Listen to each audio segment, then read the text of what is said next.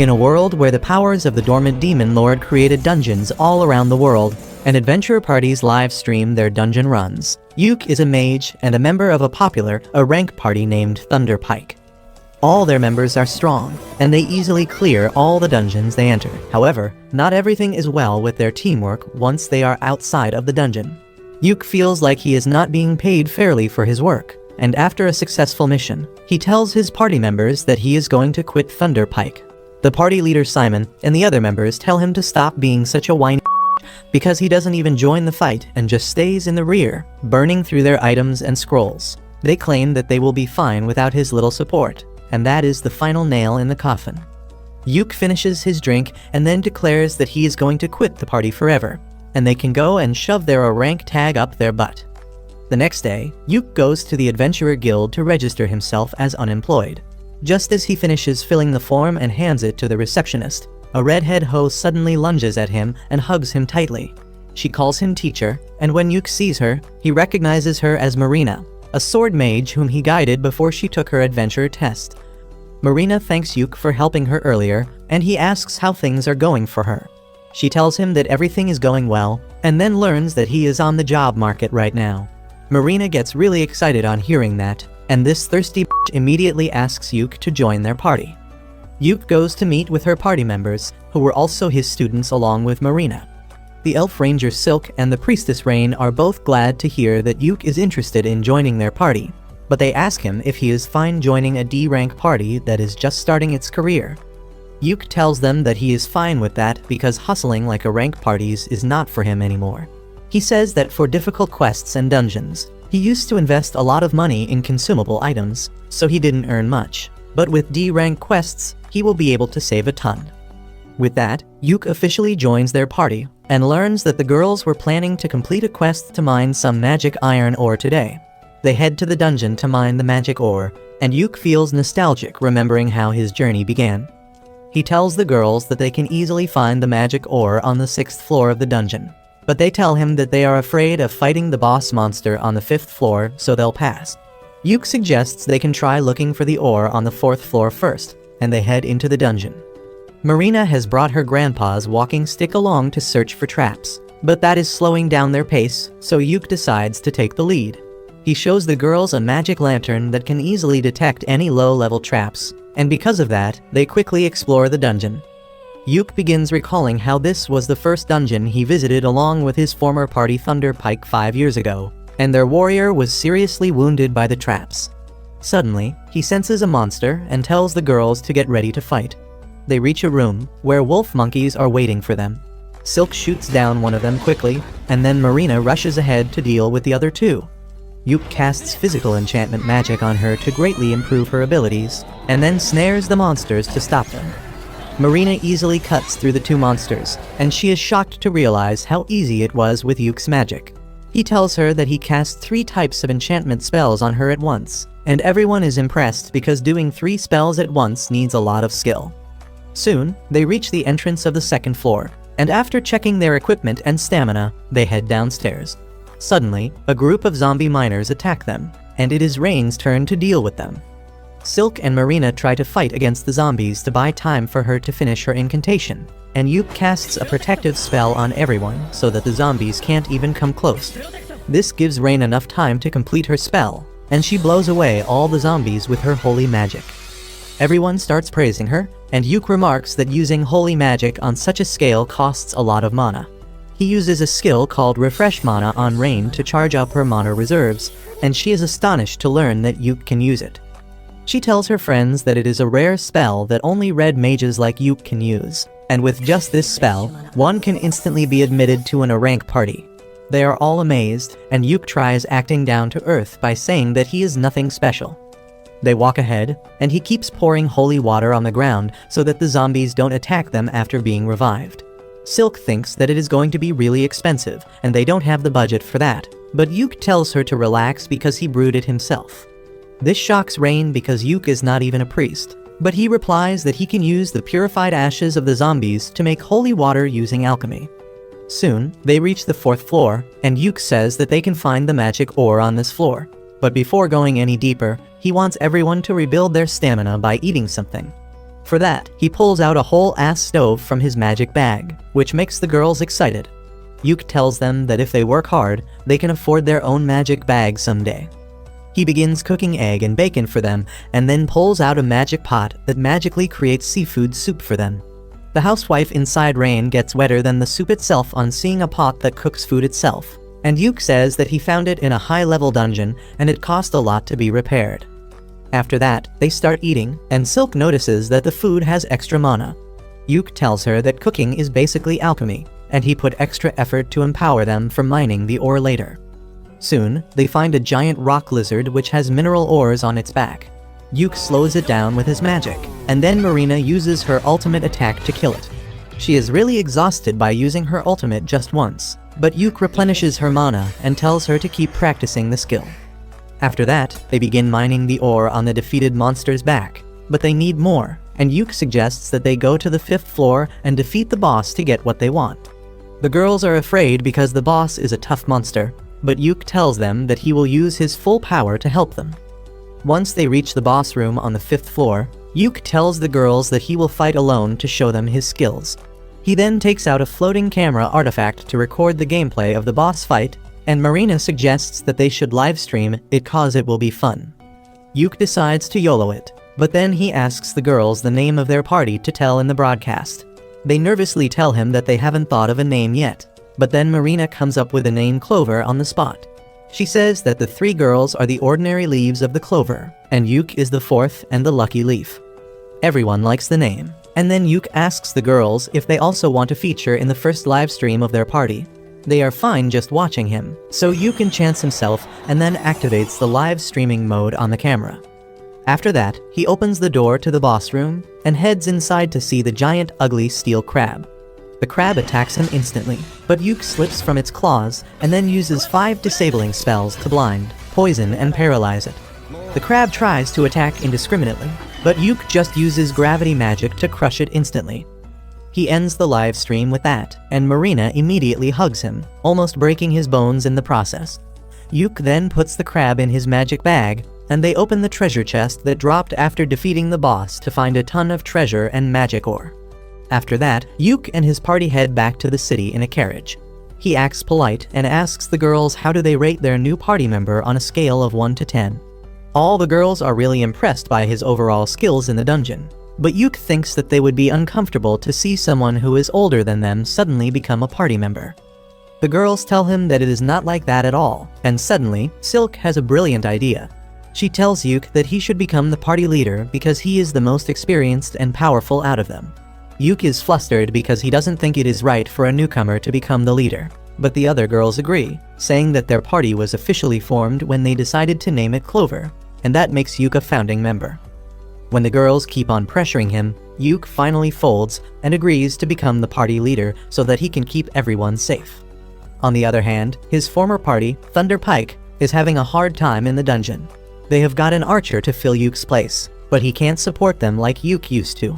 They struggle against a pack of monster wolves, and even the newcomer throws shade at them, asking why the hell they came to such a high-level dungeon if they are so weak. Suddenly, the witch gets bitten by a wolf, and though the party leader manages to free her, the priestess doesn't have enough mana to heal her. The party decides to retreat immediately, and as the witch lies bleeding, the priestess is still waiting for her mana to recharge. They don't have mana potions or even healing potions because that used to be Yuk's responsibility, and none of them thought to pick it up after he left. The new guy has a healing potion, but he doesn't give it so easily because he expected a rank party to have better management. Meanwhile, Yuk and his party are celebrating their first mission's success. As they drink, Yuk tells them that the reward from the quest was nothing special, but he got a lot of money from selling the corpse of the steel crab. He asks the girls about the division of money among them, and Silk tells him that they put everything in the party fund and use an allowance system for buying necessary things. She explains that they are saving money to buy their own house one day, and Yuk likes the idea. At the same time, his former party is at the same inn, and they are griping and complaining about their failure today. They blame it all on the new guy, saying that he should have been prepared better to help them.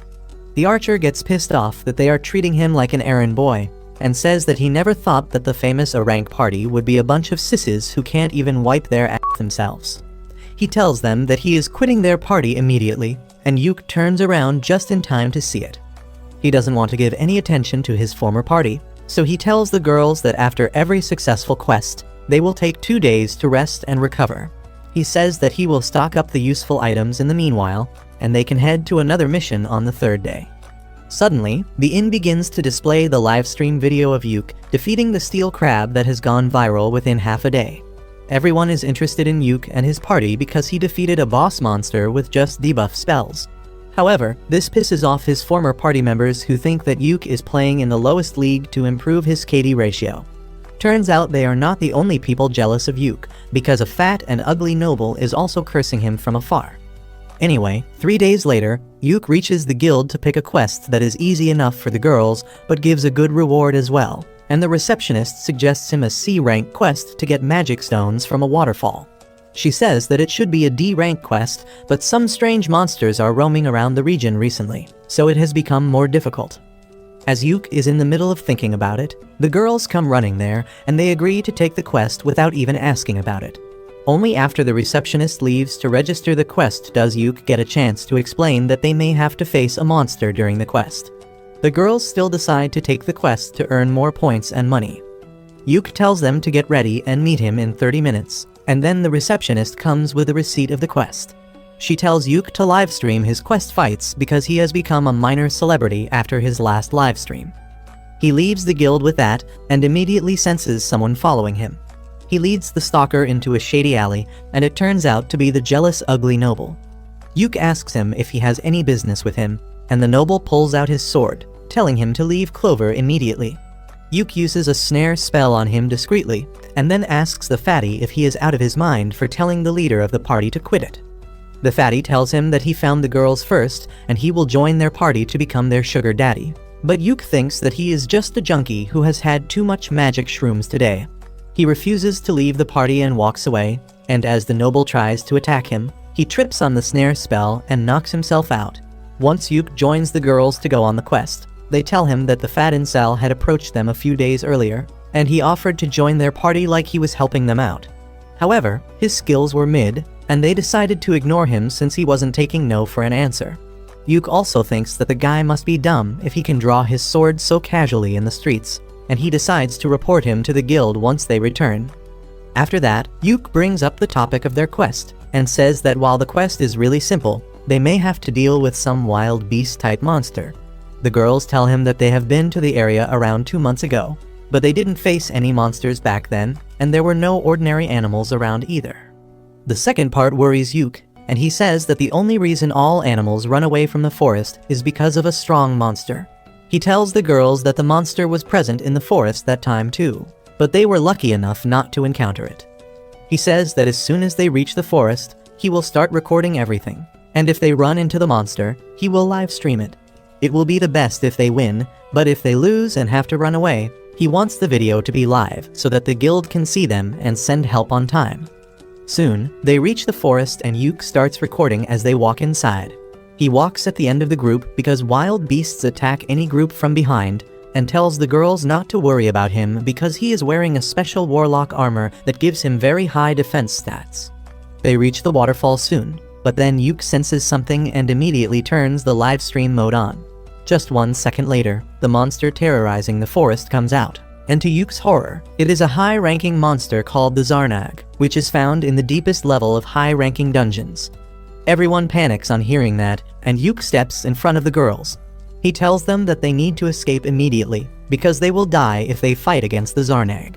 He decides to stay back and stop it till the girls reach safety, and the guild sends backup. But suddenly, Marina draws her sword, telling Yuk that she isn't leaving him behind. Silk and Rain also agree with her, and they begin using their abilities to slow down the monster so that they can kill it. Yuk has no choice but to let them in on the action, so he first enchants their physical abilities. Marina rushes ahead to stop the monster while Rain chants her spell, but she gets slapped away. Yuk tries to stun the monster with lightning magic and then casts multiple debuffs on it, but despite that, it doesn't seem to slow down. Yuk realizes that it is a special monster, and he asks Marina to buy him some time so he can use a very powerful spell. Marina begins fighting against the monster, and then Silk calls the forest dryads for help and binds the monster with vines. As the two girls try their best to stall the monster, Yuke finishes chanting his tier 5 spell, Prismatic Arrow. He tells Marina to get back before he shoots it at the monster with devastating power. As the prismatic arrow hits the monster, it groans in pain, but nothing more happens. Yuke thinks that he failed to do any damage, but as the monster charges towards them, a black liquid starts coming out from all its holes. The monster seems weakened by his attack, but it is still strong enough to attack them, so Rain decides to finish it with a powerful magic attack. She uses the tier 5 spell Thunderbolt to hit the monster, but despite that, it doesn't go down. However, Yuke realizes that the monster has been stunned by the strong attacks it took, and this is the perfect chance to finish it off. He tells Marina to go ahead and kill the monster, and she dashes towards it, activating her ultimate skill just as Yuke enchants her sword to land a critical hit. The monster's head falls into the river as the sky clears, and it releases a fountain of blood. Everyone is relieved at this, and then Yuke remembers that he was live streaming this fight. He thanks all the viewers for watching the fight till the end, and then ends the stream. The video is an instant hit in the city, and the popularity of the Clover Party rises further. But the leader of Yuke's former party is pissed because of that. Meanwhile, Yuke is feeling dizzy after using too much mana in the fight earlier. Behind him, the girls are excitedly chatting about their fight, and Yuke thinks that this video will give their careers a huge boost. He approaches them, congratulating them for the successful mission, but adds that he is going to spank them for not listening to his orders earlier. The girls confront him, saying that they are going to lecture him too because he was planning to sacrifice himself just now, and they won't have allowed that to happen in any case. Yuke realizes that this is a 1 versus 3 match and he can't win against the girls, so he says that they will review the mistakes they made later. Soon, they reach the lake where they are supposed to complete their mission, but the girls get in the mood for a swim. Yuke tells them to take a dip in the time he sets up camp. As he hears the girls happily splashing around, he remembers how he was training them to be adventurers just 6 months ago. He kept telling them about the ways in which they could improve themselves and their party, but he always had the feeling that they would make a great team. He is still surprised by the fact that he ended up in the same party as them and thinks that life is too uncertain. A few days later, Yuke and the girls are summoned by the guild master, and the girls are anxious about the meeting. Yuke believes that the guild master wants to talk about the high-level monster they defeated in the forest, because a dangerous quest like that should not have been given to a D-rank party like them. He thinks that normally, any guild master would praise them, but he knows the old man in charge of this place is not normal. Just then, Guild Master Benwood arrives there, and he immediately confronts Yuke, telling him that he has really done something troublesome this time. Yuke tells him that it is not his fault, and Benwood sternly asks him to tell him the things that he didn't mention in the report.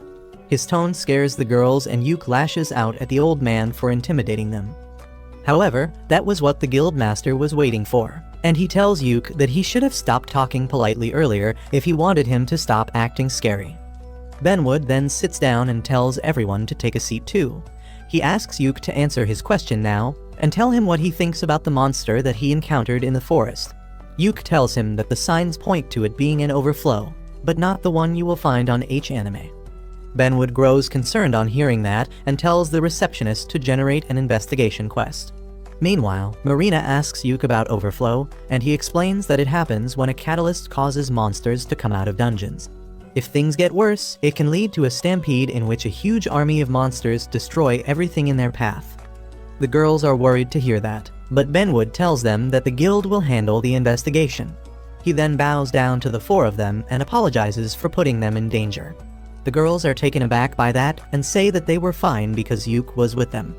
The old man says that he watched the stream and he thinks they are quite skilled too, which is why he is going to promote them to C rank. The girls are delighted to hear that, and then Benwood turns to Yuke to give him another good news. He is being promoted to a rank because the prismatic arrow spell he used during the fight is a new spell he created, and all the guild officers believe that he should be promoted. Yuke can't even process what is happening, but Benwood brings out the promotion documents and tells him to sign it. Later, Yuke and the girls go to the guild inn to celebrate their promotion. Yuke hands over the earnings from the mission to Silk, who finds that the amount is much more than she expected. She stacks the gold coins to count them, and at the bottom of the pouch, Benwood has left a platinum coin as an apology. The girls are excited to see the platinum coin, and then Silk says that after adding today's earnings, they have enough money to buy their own base. They begin drinking and eating to celebrate this special occasion, and then Rain asks Yuk about his dream as an adventurer. He tells her that he dreams of challenging the last floor of the dungeon named Infinite Darkness, and that makes the girls spit out their drinks because that dungeon is said to be ridiculously dangerous. Yuk says that it is true because the final floor of the dungeon holds the Abyss Gate that leads to the underworld. He says that he has no plan to cross the Abyss Gate, but he wants to see it with his own eyes. He tells the girls about his uncle who was a great adventurer, and he challenged the final floor of Infinite Darkness dungeon and saw the gate. Even though he could not clear the final floor, his stories inspired Yuk to try it someday. Marina likes the idea and tells Yuk that they should go to the dungeon soon and livestream their fight. But he tells her that it is not so easy. First, they need to be in a rank party, and on top of that, they need permission from the government to even enter the dungeon. The girls get fired up on listening this, and they promise Yuk that they will grow stronger so that one day they can challenge the dangerous dungeon together. Soon, the Clover party embarks on another mission, and they live stream their fights as always. While Marina fights on the front lines, Yuk guides her and protects everyone with magic barriers. Silk uses the vines to tie the monster down, and then Rain attacks it with a powerful lightning spell. To finish things off, Yuk uses a magic scroll to unleash a rock magic on the monster, killing it. The livestream is well received by the audience, but not by Yuk's former party, Thunderpike. They are jealous of Yuk's success, but more than that, they are concerned about their downfall. They blame it all on the new members who join their party, calling them useless. Moreover, the wizard of their party has been avoiding going out with them lately after she was injured, and she is starting to fall behind when they go on missions. They think that maybe they should get Yuk to join their party again, because when he was with them, they didn't fail their missions so miserably.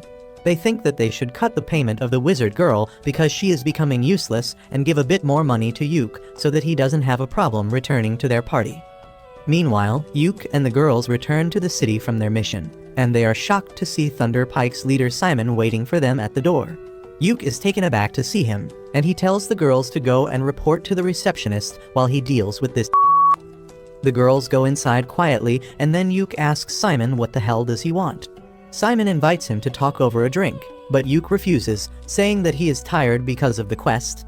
He begins walking inside, but Simon stops him, telling him to come back to Thunderpike. Marina and others are eagerly listening to this conversation from the other side of the door, and they get worried as Simon reminds Yuk about their long-lasting friendship and their dream of challenging the Abyss Gate together. He says that Yuk will need to be in a rank party to even try that, and that is why he should rejoin Thunderpike. However, Yuk slaps his hand away, telling him that he is the leader of Team Clover and he is not going to leave them. This pisses Simon off, and he tries gaslighting Yuk into taking the blame for Thunderpike's failure after he left. However, Yuk tells him to grow up and deal with his problems like an adult. He goes inside the guild building with Simon yelling that he will regret it, and this commotion draws the attention of the ugly Fatso who tried to attack Yuk in the past. Meanwhile, Simon finds the girls really anxious about the conversation, and when he assures them that he is not going to leave the party, Marina hugs him so hard that he feels his bones crack. He somehow manages to push her away, and then they go to have drinks together. Soon after that, they get a quest from a popular armor shop called Earthy's. Yuk tells them that the shop is launching a new theme focusing on women adventurers, and since their party is 75% women, they have decided to pick them as the poster girls. The three girls will get high-quality armor from the shop, and the shop can use the video of them clearing dungeons to promote itself. The girls are surprised to hear this good news, and they find that they will get the armor for free, and on top of that, they will also be paid for completing the quest. They get really excited on hearing this, and soon their party goes to the city where Earthy's shop is situated. While Yuk waits in the market, thinking about the time he came to this city with his previous party, the girls get their new gear. They soon come running to show their new drip to Yuk, and he starts his blood flowing down to his third leg. He then tells them that instead of live streaming their fight, this time, they will have to hand over the recording to Earthy's as per the quest. He starts recording, and then his party enters the dungeon. Yuk tells the girls that this dungeon is only 4 floors deep, but its lowest floor has the gate to a bigger dungeon, and their quest goal is to reach the second dungeon. They come to an open space inside the dungeon, and Yuk picks a stone and throws it down to show the girls that a distortion in space doesn't allow anyone to take shortcuts here. He asks them to be careful that they don't fall down the stairs. While Marina and Silk agree to him immediately, Rain seems to be upset with Yuk, and he doesn't even know what he did wrong. Marina and Silk tell him that he didn't pay enough attention to Rain earlier because she is flat like the earth, and Yuk immediately notices the new ribbon around her hair. He tells Rain that she looks cute because her ribbon matches her hair color, and this needy hoe gets flustered and immediately hugs him. With that, they get down to the next floor of the dungeon, and Yuk soon detects a trap using his magic lantern. He pokes the trap with his grandma's walking stick, and suddenly, spears pop out of all four walls. They pass through the gap between the spears and soon encounter the first monster of the dungeon. It is a group of orcs, and Silk furiously draws her bow because elves hate orcs like Christians hate gays. Yuk tells her to calm down because her anger can break their formation, but assures her that they will completely wipe out those ugly monsters. He assesses that the orcs look like low-level soldiers, but they look more organized than he expected. He tells Rain to charge up a powerful magic attack to hit all of them at once, and then tells the other two girls to get ready to finish the ones left at last. Yuk casts enchantment magic on everyone, and then Rain shoots a powerful fire attack at them, burning the orcs. Next, Yuk uses a magic scroll to crush them with heavy rocks, and Silk supports him by shooting the orcs. They manage to take down two of them, and the remaining two orcs rush towards them. Yuk uses paralysis debuff to slow them down, and then Marina charges ahead, using her ultimate move to defeat one orc. Silk shoots the other orc to keep it busy in the meantime, and then Marina attacks it too, splitting its head open with one strike. Yuk goes over to the dead orcs to collect their magic stones, and he asks Silk if she has calmed down now. She apologizes for getting tense on seeing the orcs, but Yuk understands that it is a part of her elf DNA. Silk is happy to hear this, and just then Marina comes there with a damaged scroll she found with one of the orcs. Yuk finds that it is an artifact that can reveal hidden abilities of an adventurer. He says that they can't use it right now because it is damaged, but he can repair it with his alchemy skills. He tells the girls that one of them can use it instead of selling it because it will enhance their talents and maybe even unlock a new job class. Both Silk and Rain tell him that he should let Marina use it since she has only one job class. As Marina is daydreaming about what job she will get, a treasure chest suddenly appears before them as a reward for defeating the orcs. Later, as they take a lunch break, they find that the treasure chest had a magic bag inside it, and everyone decides to give it to Rain because supporters like her need it more. After that, they head to the fourth floor of the dungeon, and Yuk tells the girls that the entrance to the second dungeon used to be guarded by a boss monster, but it has been many years since one was last seen. The girls ask him more about the boss monster, and he tells them about the Shadow Stalker, a monster that appeared to be made from pure darkness. Marina spots something exactly like that in the distance and asks Yuk if he is talking about that, and he is stunned to see that there is a real Shadow Stalker in the dungeon. He focuses his camera on it because Shadow Stalkers are really rare to find. He thinks that the Shadow Stalker won't reach them quickly because no one can just jump down from a higher floor. But the boss monster decides to prove that he is built different. He jumps down and shatters the invisible barrier that prevents anything from taking a shortcut. Yuk panics and realizes that they have no choice but to fight. He immediately pulls out a scroll to cast multiple enchantments on the girls, but the boss monster sends a dark wave towards Marina, shattering her barrier and knocking her out. While Rain heals her, Yuk and Silk take a stand against the Shadow Stalker. Yuk charges at it, and as the monster destroys his barrier, he understands that it can destroy magical shields. He uses an illusion spell to distract the boss monster with a clone while he reaches behind it, and then puts 3 offensive enchantments on his sword to attack. However, just as he is about to hit the boss monster, it uses a curse spell to completely freeze his body. Yuk realizes that this monster is really strong and intelligent, and they have no way to beat it. He wants to tell the girls to run away, but his body is frozen and he can't even utter a word. The girls panic on seeing their leader being taken down, and then the Shadow Stalker sends a dark storm towards them. Rain blocks it with a holy shield, and then Silk summons strong vines to attack the boss monster. It dodges everything and then attacks Silk from behind while Rain is busy trying to revive Yuk. Luckily, Marina is back in action. Silk takes the command in Yuk's absence and tells Rain to enchant Marina's sword with Holy Element. Rain does that, and Marina tries to attack the boss monster from up close, but it keeps dodging everything. Rain uses a wide-range spell to attack him, but the boss disappears and then appears near Marina and Rain, injuring them with his sharp claws. Next, he uses powerful magic to shoot dark magic beams at the girls from all sides. But just as all hope seems lost, Yuke comes back to his senses and uses a scroll that creates a holy shield around them. He throws away the high-level artifact that protected him from lethal damage and tells the Shadow Stalker that it will pay for hurting his girls. He immediately casts 1,000 snare circles on the ground, and no matter how hard the monster tries, he cannot avoid them all. He keeps slipping, and then Yuke uses all the debuff spells he knows to weaken it. He then uses a healing spell to get all the girls in peak shape. Next, Silk uses a tier 4 spell to bind the boss monster in strong vines, and then produces sharp thorns to pierce it all over. After that, Marina attacks it with her ultimate move, and finally, Rain casts the purification magic to exorcise the monster made of darkness. The fight is over with that, and Marina immediately runs to hug Yuke and crush his ribs.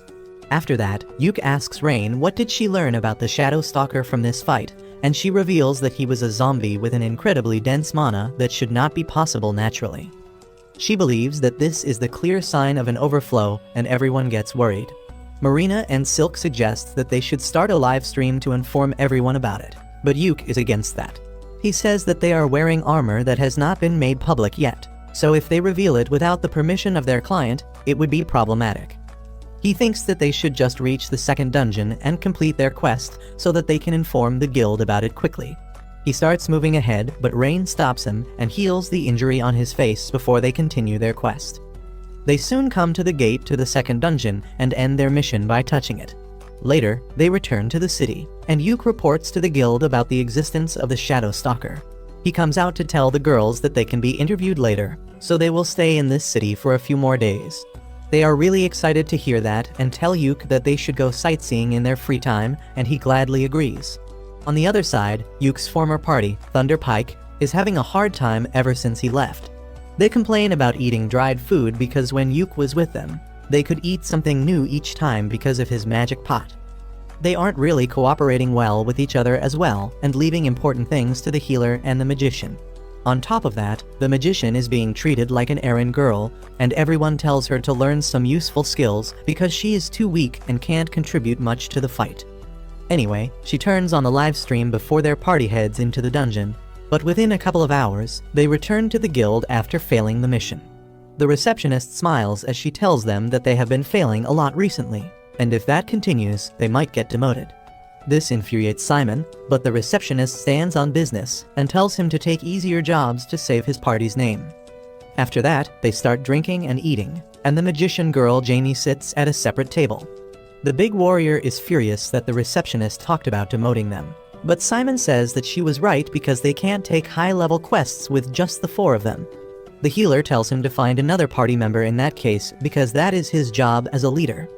The 3 of them quickly come to the conclusion that they need Yuke back in their team at all costs, but they don't know what they can do to make him come back. Simon, being Yuke's childhood friend, knows that he won't return so easily, and if they want to attract his attention, they need something that will convince him. He says that if they want to get Yuke interested, they will need to challenge the Infinite Darkness dungeon because that has been his goal since the beginning. He believes that if they do a joint quest with other parties, they can attract Yuke. Simon says that they just have to pretend to be serious about it because Yuke won't be able to think properly on hearing their offer to join them. The warrior and the healer agree with him, but the magician Jamie is really disappointed by how low her party has fallen. On the other hand, Yuke and his girls are back in the city after their successful quest.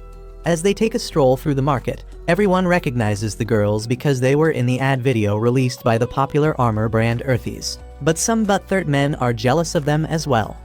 Anyway, they are out on a mission to find a house to rent for their party. Their broker takes them to a house in the suburbs first, but Yuke turns it down because it doesn't look too safe for women.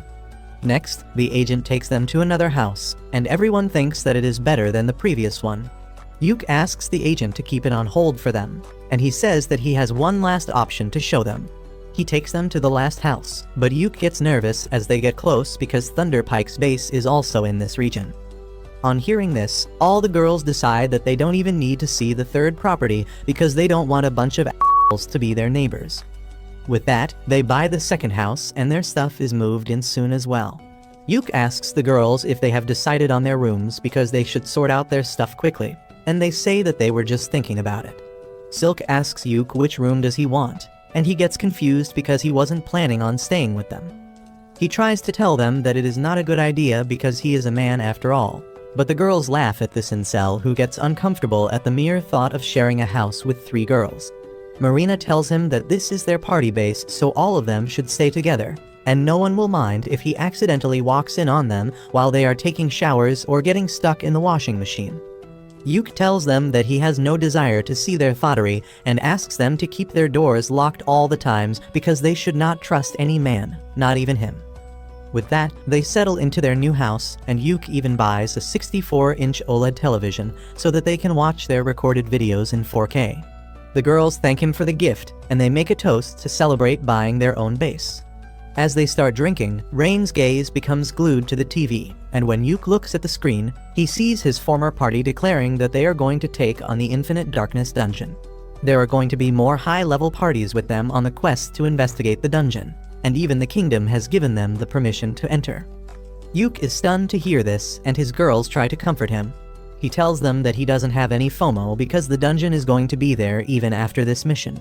He says that he wants to explore the bottom floor of the dungeon and reach the Abyss Gate, but now he wants to do it with his girls.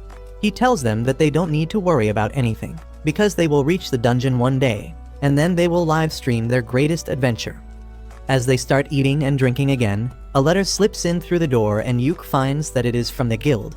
He goes there immediately, and the receptionist gives him an invitation letter from Thunder Pike, who wants him to join their party for the exploration of the Infinite Darkness dungeon. They promise to make him a permanent member after the quest, but Yuk wants nothing from them, and he asks the receptionist to reject the invitation on his behalf. After that, Yuk and Rain go grocery shopping, but Simon finds them there. He is furious because Yuk denied the invitation to join their party and asks if he has forgotten his dream to explore the dungeon. Yuk remains calm and tells him that he is proud that his former party is going to explore the hardest dungeon and wishes him all the best. Simon loses his cool and says that their plan needs him to be in the party, but Yuk refuses again. Simon tries to intimidate him by shouting, but Yuk tells him to use his brain for once. He reminds him that sending a request to someone who is already in a party is considered bad manners, and he is free to refuse any requests. The asshole knight blames Yuk for everything their party has gone through after he left, but that was the final straw. Yuk can't take it anymore and tells him that leaving the party was the best decision he ever made. He begins yelling at Simon, reminding that he dumped all the tasks that didn't involve fighting on him. He says that the party had it really easy because he was doing all the important work, but they never valued his contribution. Simon is taken aback by his rage, but then Rain holds Yuk's hand, calming him down. Simon tries to convince Yuk to return, promising that things will be different this time, but Yuk replies that it is too late. He says that he is going to stick with his party Clover, and whatever happens to Thunder Pike doesn't concern him. Yuk walks away holding Rain's hand and Simon curses him, saying that they will manage it even without him. 2 weeks later, Yuk is summoned by the guild master who tells him about the abnormalities in dungeons all around the region, which clearly signals a stampede. The guild master says that even the royal scholars think the same, and the reason they gave permission to investigate the Infinite Darkness dungeon was because of this. Yuk realizes that the situation is a lot more serious than he thought, and then the guild master says that he has a quest for his party. He wants them to investigate the Infinite Darkness dungeon, and Yuk immediately shoots down the idea because it is too dangerous. He says that Thunder Pike and other rank parties are strong enough to do the quest on their own, but the guild master informs him that 2 of the parties, including Thunder Pike, have backed out. He then gives Yuk a report about the only recorded log of the Infinite Darkness dungeon, reminding him of his dream to reach the bottom of the dungeon. The guild master tells him that they need someone as skilled and resourceful as him to take charge of this investigation. The old man then gives Yuk a scroll of exit, a super rare item that can teleport one out of the dungeon. Yuk asks why is he so insistent on him to take the mission, and he replies that he is the only person whose information he can trust. Just then, the receptionist comes there and hands over the official quest letter from the king to Yuk. He realizes that it will be tough to turn down the mission now, and tells the guildmaster that he will consult his party members before giving a final answer. Once he reaches home, he explains everything to the girls and says that they should turn down the request because it is too dangerous and they are not prepared for it. The girls, however, think that they have the latest equipment, and with some luck, they can manage to investigate the dungeon. Yuk is still not convinced because he is scared of losing them, and Rain hugs him, asking him to show more trust in them. The other girls also tell him to stop hesitating and chase his dreams freely, because they want to rise up in the world of adventurers with him. Their words give Yuk confidence, and he goes to the guildmaster's office with the girls and accepts the quest. He says that they might need another party member to fill in the role of a scout, and the guildmaster says that he has already prepared for that. On his cue, the receptionist comes there with a nervous cat girl who introduces herself as Neen. She says that she specializes as a ninja and wants to join their party for this mission. Yuk has no problem with a new party member, and they immediately go to the entrance of the Infinite Darkness dungeon, which surprisingly was under the guild building the whole time. The receptionist tells them that the guild building was made on top of the dungeon entrance to hide it from the world. The guild master tells Yuk that initially, there were 3 rank parties that were going to enter the dungeon, but 2 of them backed out. Yuk's former party, Thunder Party, is the only one left, and right now, they are inside the dungeon, but their sponsors are not happy with them. The guild master then tells him to be careful on the mission and wishes him all the best. Yuk checks his party's status and finds that all of them are fully prepared to enter the dungeon. With that, the entrance to the dungeon is opened, and Yuk starts the live stream before heading inside. The space inside the dungeon is warped with irregular gravity, but the party is able to walk through the passageway without difficulty. The cat girl Neen uses a magic lantern to check for any traps and a magic compass to find the direction. She finds no traps nearby, so she decides to go ahead and scout the area on her own before everyone else can catch up. In the meantime, the girls ask Yuk how is he feeling after coming to the Infinite Darkness dungeon that he has always dreamt of. Yuk tells them that it isn't as emotional or thrilling as he imagined, but Silk says that she is feeling quite excited. She says that her main reason to start adventuring was money, but when she heard Yuk talking about his dreams so passionately, she changed her mindset. That is why she feels really excited to be standing in this dungeon alongside Yuk, because he is very close to fulfilling his dream. Yuk is glad to hear that, and just then, Neen returns with her report. She found nothing dangerous on the first floor and even located the entrance to the first floor. But it is even more weird. There is a sunken ship in the middle of a forest on the first floor, and Yuk keeps looking around for anything more suspicious or out of place. He tells the girls that Thunder Pike has already reached the 8th floor of the dungeon. Marina says it is too slow because they started their journey 2 weeks ago. Yuk says that their pace is going to be even slower because they just have to investigate the dungeon for any odd thing. They are going to live stream everything so that the scholars at the Royal Academy can locate any problems or suspicious things. Just then, Neen stops everyone because her magic mirror shows her that a monster is nearby and they can't avoid it. They soon come across the monster, and Yuk asks Rain to hit it with a compact defensive spell and Silk to aim for its head. He then pulls a huge crossbow out of his and gives it to Marina so that she can attack the monster from a distance as well. Rain starts chanting a powerful spell, and while she takes her time, Yuk uses his special magic prismatic missile to hit the shark-headed monster. That doesn't do much damage, and the monster starts coming towards them, so Marina shoots it with her crossbow, piercing its chest. The monster gets furious because of this, and then Rain hits it with a fire spell, setting it ablaze. The monster is still standing, so Silk shoots 3 arrows at it. Seeing that it is still struggling to stay upright, Yuk gets in front of the girls to protect them, but after a few seconds, the monster finally falls down. Neen is impressed because she didn't even get to show her skills, and on top of that, she saw the unique spell that made Yuk famous. After that, they reach the safe zone and Yuk pauses the live stream while everyone rests and recovers their strength. Next, Yuk shifts everyone's attention to the treasure chest in front of them and suggests that they should open it off camera to avoid any controversies. He asks Neen to show her thief skills, and she begins poking around the keyhole to locate any traps. She finds a simple trap inside and easily deactivates it before opening the chest that is loaded with jewels. The girls start drooling on seeing so many jewels, and Yuk asks Silk to store all of them. Once she is done, he decides to inspect whatever is left in the treasure. He finds a ring artifact and a black cube artifact, which he can't analyze or understand. He tells the girls that it seems that the artifact is a baby that doesn't even know what it is. The girls get excited on hearing that the artifact is a baby, and both Marina and Rain want it. Yuk tells them that they will need to run it by the guildmaster to know what it is first, but he is sure that it is something rare. He then asks Rain to show her and then puts the ring he just found on her ring finger because it fits perfectly.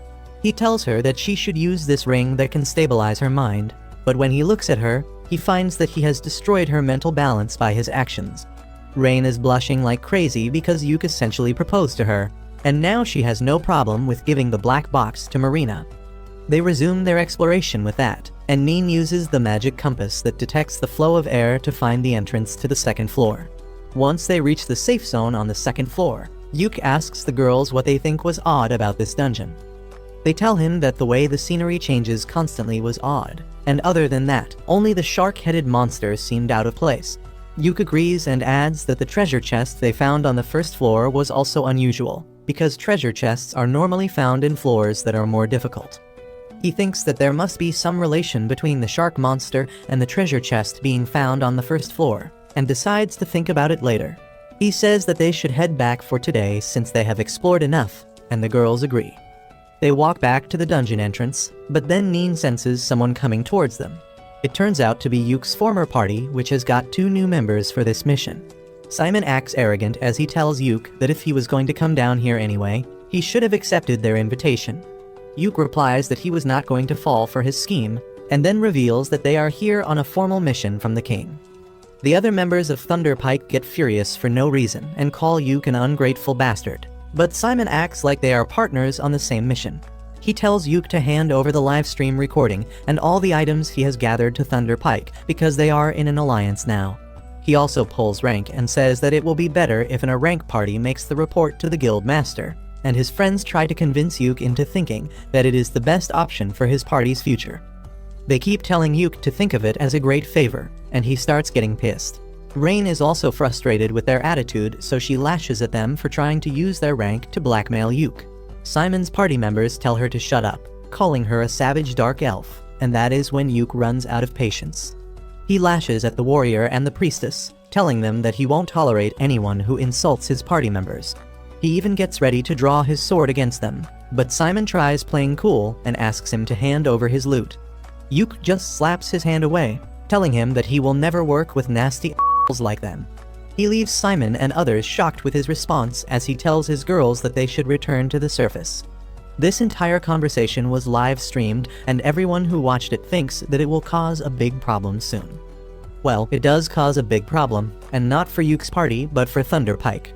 2 days after this incident, they are summoned to the guild master's headquarters, who tells them there have been multiple official complaints against them from their sponsors, the Country of Elves, and the guild headquarters. Simon doesn't take it seriously and says that the bigger problem should be a C-rank party insulting a rank party like theirs. He adds that the guild should never have let a party with a savage dark elf in it enter the dungeon in the first place. But the guild master punches this racist piece of shit before he can complete the sentence. The guildmaster walks towards him as he says that since an A-rank adventurer like him made racist remarks against a dark elf on a live stream, it has harmed the reputation of their country. He grabs Simon by the throat, saying that his actions can cause serious problems between their country and the elves, and to prevent that, Thunder Pike will have to do an apology stream. Not only that, they will be put on trial, and in the worst case, they may be exiled forever. He lets him go with that, and Simon says that it is an unwise decision because if they exile an A-rank party, they won't have anyone to explore the dangerous dungeon. The guild master reveals that there will be no problem because Yuke's party has been given a temporary A-rank for this mission, and they have already shown great results. Despite this warning, Simon is not ready to apologize to anyone, and he curses Yuke for setting him up with his livestream. As he is busy cursing him in the middle of the street later, the fat ugly noble comes there and tells Simon that he has a way to get revenge on Yuke that will benefit them both. On the other hand, Marina approaches Yuke because she has figured out the use of the black box artifact. Yuke is eager to learn how a dumb like her could discover it, and Marina replies that after she spent enough time with the box, the idea came to her naturally. However, she can't use it by herself, and she needs Yuke's help to fully activate the artifact. He thinks that it needs a touch of his alchemy skills, but instead, Marina just asks him to hold the box and think about her. Yuke thinks about Marina as a fighter, and suddenly, the black box transforms into a special sword designed just for her. Marina is overjoyed to see the sword, but Yuke doesn't even understand what is happening. Marina refuses to explain things to him, and just says that the black box was like a baby. and it needed a mom and a dad before it could start functioning. Yuke gets embarrassed on hearing that, while this psycho bitch starts cuddling with the sword itself. The next day, Yuke and the Clover Party go to the Infinite Darkness dungeon again, and he turns the live stream on in advance. He then tells the girls that their mission for today is to reach the stairs in the 3rd floor of the dungeon, and they will decide whether to explore more or return based on what they find there. They quickly cross the 1st floor without issues and then reach the 2nd floor, which is much different than they expected. It is a vast grassy plain, and even the sky is there despite them being inside the dungeon. Everyone is left astonished by this sight, but Yuke tells them to take a deep breath and calm themselves.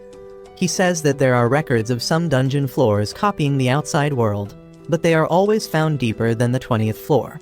He wonders if this floor is like the outside world because the dungeon layout changed, or if the lower floors of the dungeon are moving upwards because of some irregularity. No one has any answer to that yet, and Yuke decides to find more about the floor first. He asks Nin to do her thing, but her compass that tells the wind direction is not working because the wind here is too strong. Rain suggests that she can use her telescopic eye spell to scan the area quickly, and Yuke tells her to go ahead. This thirsty hoe climbs on his shoulders, and he begins melting under her thick thighs. Rain then uses her telescopic eye spell to look far away and finds a house in the distance before her eyes get tired. Yuke decides to check the house out, and on the way, he tells the girls that ruins are commonly found in dungeons, but a complete house appearing is a really suspicious thing. Moreover, he is worried about the sun in the sky. He believes that it is some sort of artifact that is giving them light and heat, but if it is designed to work like the real sun, it may set when night arrives. He thinks that it may be one of the dungeon floor mechanisms, and suggests that they take action while the sun is still shining. Soon, they reach the house and surprisingly, it looks newly built. Rain can't sense any mana coming from it, but Yuke refuses to believe that it is a normal house. Suddenly, the house door opens and an old woman comes out holding a tray with tea and pumpkin pie. She treats Yuke and the girls as guests and asks them to come and have tea with her, but they are incredibly alert now. Yuke refuses her offer, saying that they don't think they should come inside her house because it is suspicious, and the old woman says that he shouldn't resist because it is going to be night soon. Just as she says this, the day turns into evening and the house starts growing bigger. Yuke feels strangely drawn towards the house but stops right before entering it, and the old lady reveals her true form to be a goth mommy. She tells Yuke that he is a smart one to realize that coming inside would have been dangerous, and then her house grows even larger, turning into a dark castle where she sits on her throne after turning into a lowly. Yuke realizes that the woman in front of them is Persephone, the ruler of the underworld.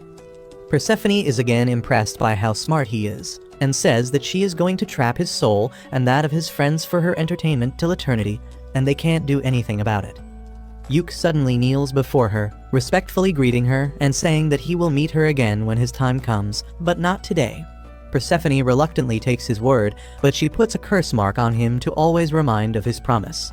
With that, Yuke tells the girls to run back to the 1st floor immediately and uses physical enchantment magic, allowing them to reach the safe zone before the dark mist of the castle catches them.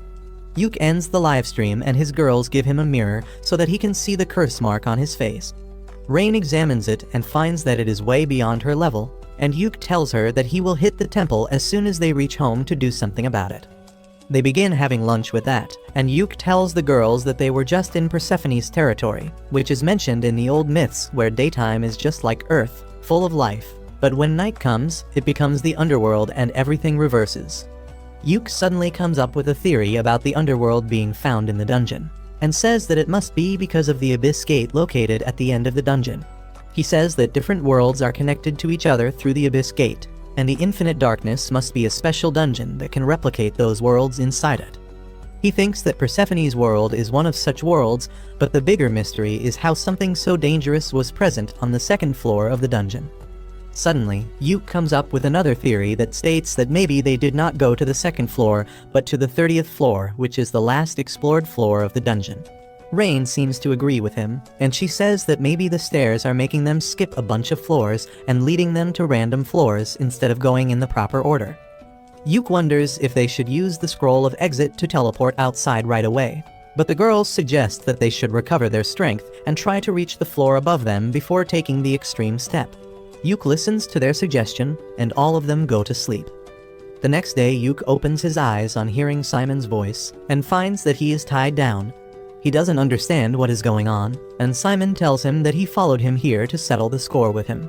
He tells Yuke not to try anything because his party has his girls as hostages, and they have even put a slave collar around Rain's neck, which he got from one of his sponsors. Yuke tells him that if word about this gets out, he will be arrested, but Simon doesn't care because he is already at rock bottom. He tells Yuke that there is a way in which the girls don't get hurt, and that involves him signing a contract that reads that Clover and Thunderpike had formed an alliance when the mission started, and racist remarks against elves were common in Clover. Thunderpike was doing just what they do, so the root of the entire problem is Yuke, who started it all. According to the contract, Yuke is going to take responsibility for everything and his entire party will be absorbed into Thunderpike to cover for the damages they have done. Yuke is aghast on reading all this, and he says that he thought Simon was just an idiot, but he turned out to be an absolute Simon kicks him for saying that, and then starts stomping on him angrily, saying that if he doesn't comply, he will give the girls in his party all the STDs he has, and then kill them.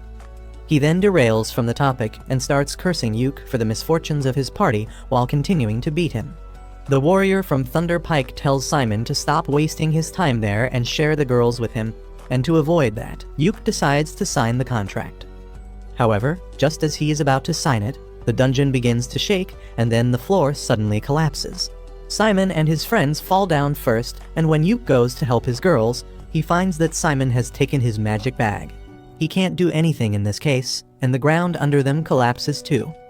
However, the magician girl Jamie, who is finding it hard to keep up with the scumbags of Thunderpike, uses a spell to slow down their falling speed. Yuke thanks her for saving them, and Simon can't stop cursing her. Just then, a huge horde of orcs come out and Jamie immediately gives Simon his magic bag before waking up and freeing his girls. Simon uses a scroll to keep the orcs away, and then decides to use the scroll of exit to get out. He asks Jamie to bring Simon and others in range as well, and she asks if he is sure about it after all they did to him. Yuke says that the law will decide what to do with them, but Simon has other plans. He takes Rain hostage and tells Yuke to save him if he wants to see the girl. The orcs start attacking them and Marina and other girls hold them off. Simon once again tells Yuke to save him, but then Jamie tackles him from behind, letting Rain get away. Simon kicks her and then starts walking towards Yuke like a deranged lunatic, even abandoning his party members who can't move. Jamie shoots a magic bullet at his knee to stop him from hurting Yuke anymore. Yuke asks her to come now, but she refuses, deciding to accept her fate with her old party instead. Simon tries ordering Rain through the slave collar to obey him, but Yuke teleports his party away before that. Simon gets frustrated and desperate because of this, and he decides to put forbidden muscle juice into his body to fight against the orcs who are gathering around him. Soon, Yuke and his party reach their home, and they find a recording stone left in Yuke's bag. It contains a message from Jamie, who just wants to apologize to Yuke for everything. She says that Yuke always arranged a necessary medicine for her sick brother, and she kept pestering him to give it to her for free without knowing how expensive it was. She feels pathetic about it, and says that she learnt Yuke's value only after he left her party. She thinks that if she had apologized to him sincerely earlier, he might have forgiven her and even let her join his party. Now, she thinks it is too late for anything like that, and that is why she is recording this message to make up for her past actions. Suddenly, Simon yells her name, and she abruptly ends the recording, but not before revealing that the list of the evil deeds of Thunderpike are recorded on the magic stone. Yuke feels terrible on seeing the message because after everything Jamie did to make sure he escaped the dungeon unharmed, he left her behind to die. Rain tries comforting him, saying that they had no other option, and then the guildmaster tells them that he just got a distress message from the Infinite Darkness dungeon. He plays the message on the TV, and it is just a voice note from Jamie saying that the dungeon is in a bad shape and the floors are falling apart. The guildmaster says that they are wondering if they should send a rescue team or not, and Yuke suddenly volunteers to go in and save Jamie. He asks the guildmaster to find another scroll of exit, but the old man tells him that he will be the one to decide if it is worth sending a rescue mission. He leaves the room with that, and Yuke tells his girls that he will go in alone to save Jamie. But the girls tell him that they too owe their life to Jamie, so they will come along. Yuke then decides to do something about the slave collar around Rain's neck, and he recites an unknown spell to deactivate the collar. Everyone is surprised to see this, and Rain says that she has never heard of a spell like this. Yuk believes that it is some sort of dark magic spell that was forced into him by the goddess of death Persephone along with her curse mark. While the girls are worried about him, Yuk thinks it is a good thing that he got the attention of the goddess of death. With that out of the way, he starts planning the rescue mission, when someone suddenly starts knocking at his door quite violently. Yuk opens the door and finds the fat, ugly noble there, who tells him that he should have opened the door quickly for his master. Yuk tells him to get the hell away from his home, and when the man tries punching him, he just kicks him where it hurts the most. His guards try to attack Yuk, but Marina and Neen quickly knock them out. The incel is shocked to see that the girls can still go against his orders because he is sure that Simon put the slave collar around Rain. He takes out the remote control and starts calling for Rain, and she soon arrives at the doorstep. The incel gets happy, thinking that she is obeying him, but Rain hits him in the face with a crowbar, knocking him down. Rain agrees to let the bastard live because of that, but she puts the slave collar around his neck and takes the remote control from him, telling him that if he tries approaching her ever again, he will die in the most painful and embarrassing manner imaginable. The incel tries explaining himself to her, but she just stands by Yuk and holds his hand, saying that she belongs to him now. Even Yuk is surprised to hear this, but he decides to make sure that the fatty never even comes near Rain again. He walks up to him and uses a dark spell that will make his blood literally boil till he dies if he comes close to Rain. The fatty freaks out on hearing that, and then Yuk asks Marina and others to hand him over to the guards. Later that evening, Yuk and the girls have made all the preparations for the dungeon run, but they are still missing the scroll of exit, which is the most important item. Yuk fears that the guildmaster might not find another one in time because they are so rare, when a veteran adventurer named Lucent knocks on his door. He is there to give Yuk a scroll of exit, because he believes that rescuing friends from danger is one of the most important duties of an adventurer. With the scroll in his bag, Yuk decides to enter the dungeon again, despite the guildmaster telling him that the dungeon is going to be sealed by royal orders, and he will be punished for entering it. The old man asks Yuk if he even knows how to find Jamie in there, and he explains the theory that the stairways lead to different worlds, which are affected by the subconscious thoughts of the adventurer. The guildmaster and the receptionist remember their glory days when they raided the dungeon, and Yuk's theory makes sense to them. They tell Yuk all the best for his mission, and he just asks them to start preparing for a welcome party. With that, Yuk and his party enter infinite darkness, and they immediately run into some monsters. With Yuk backing the girls with support magic, they manage to defeat them quickly and reach the safe zone. As they walk down the stairs, Yuk keeps thinking about saving Jamie, and his trick works because the second floor turns out to be a terribly damaged copy of their city. Neen finds a blood trail, and they immediately follow it in hopes that Jamie is still alive. They find her unconscious near her apartment, but then, to their utter surprise, Simon comes out and tells Yuk that he was going to come looking for him anyway. Yuk can't believe that Simon is still alive, but Silk tells him that he is not. She can sense a dark and twisted mana coming out of his body, just like she felt from the Shadow Stalker, and she is certain that he is a zombie. Yuk finally understands that the fat incel must have given Simon a powerful artifact that turned him into a zombie so that he could still keep fighting even after his death. Simon tells Yuk that he will make him pay for everything he has done, and releases a powerful wave of dark energy, and Marina immediately charges ahead to face him. Yuk quickly buffs her, and she manages to cut off Simon's arm before retreating. However, that is pointless because he immediately grows it back.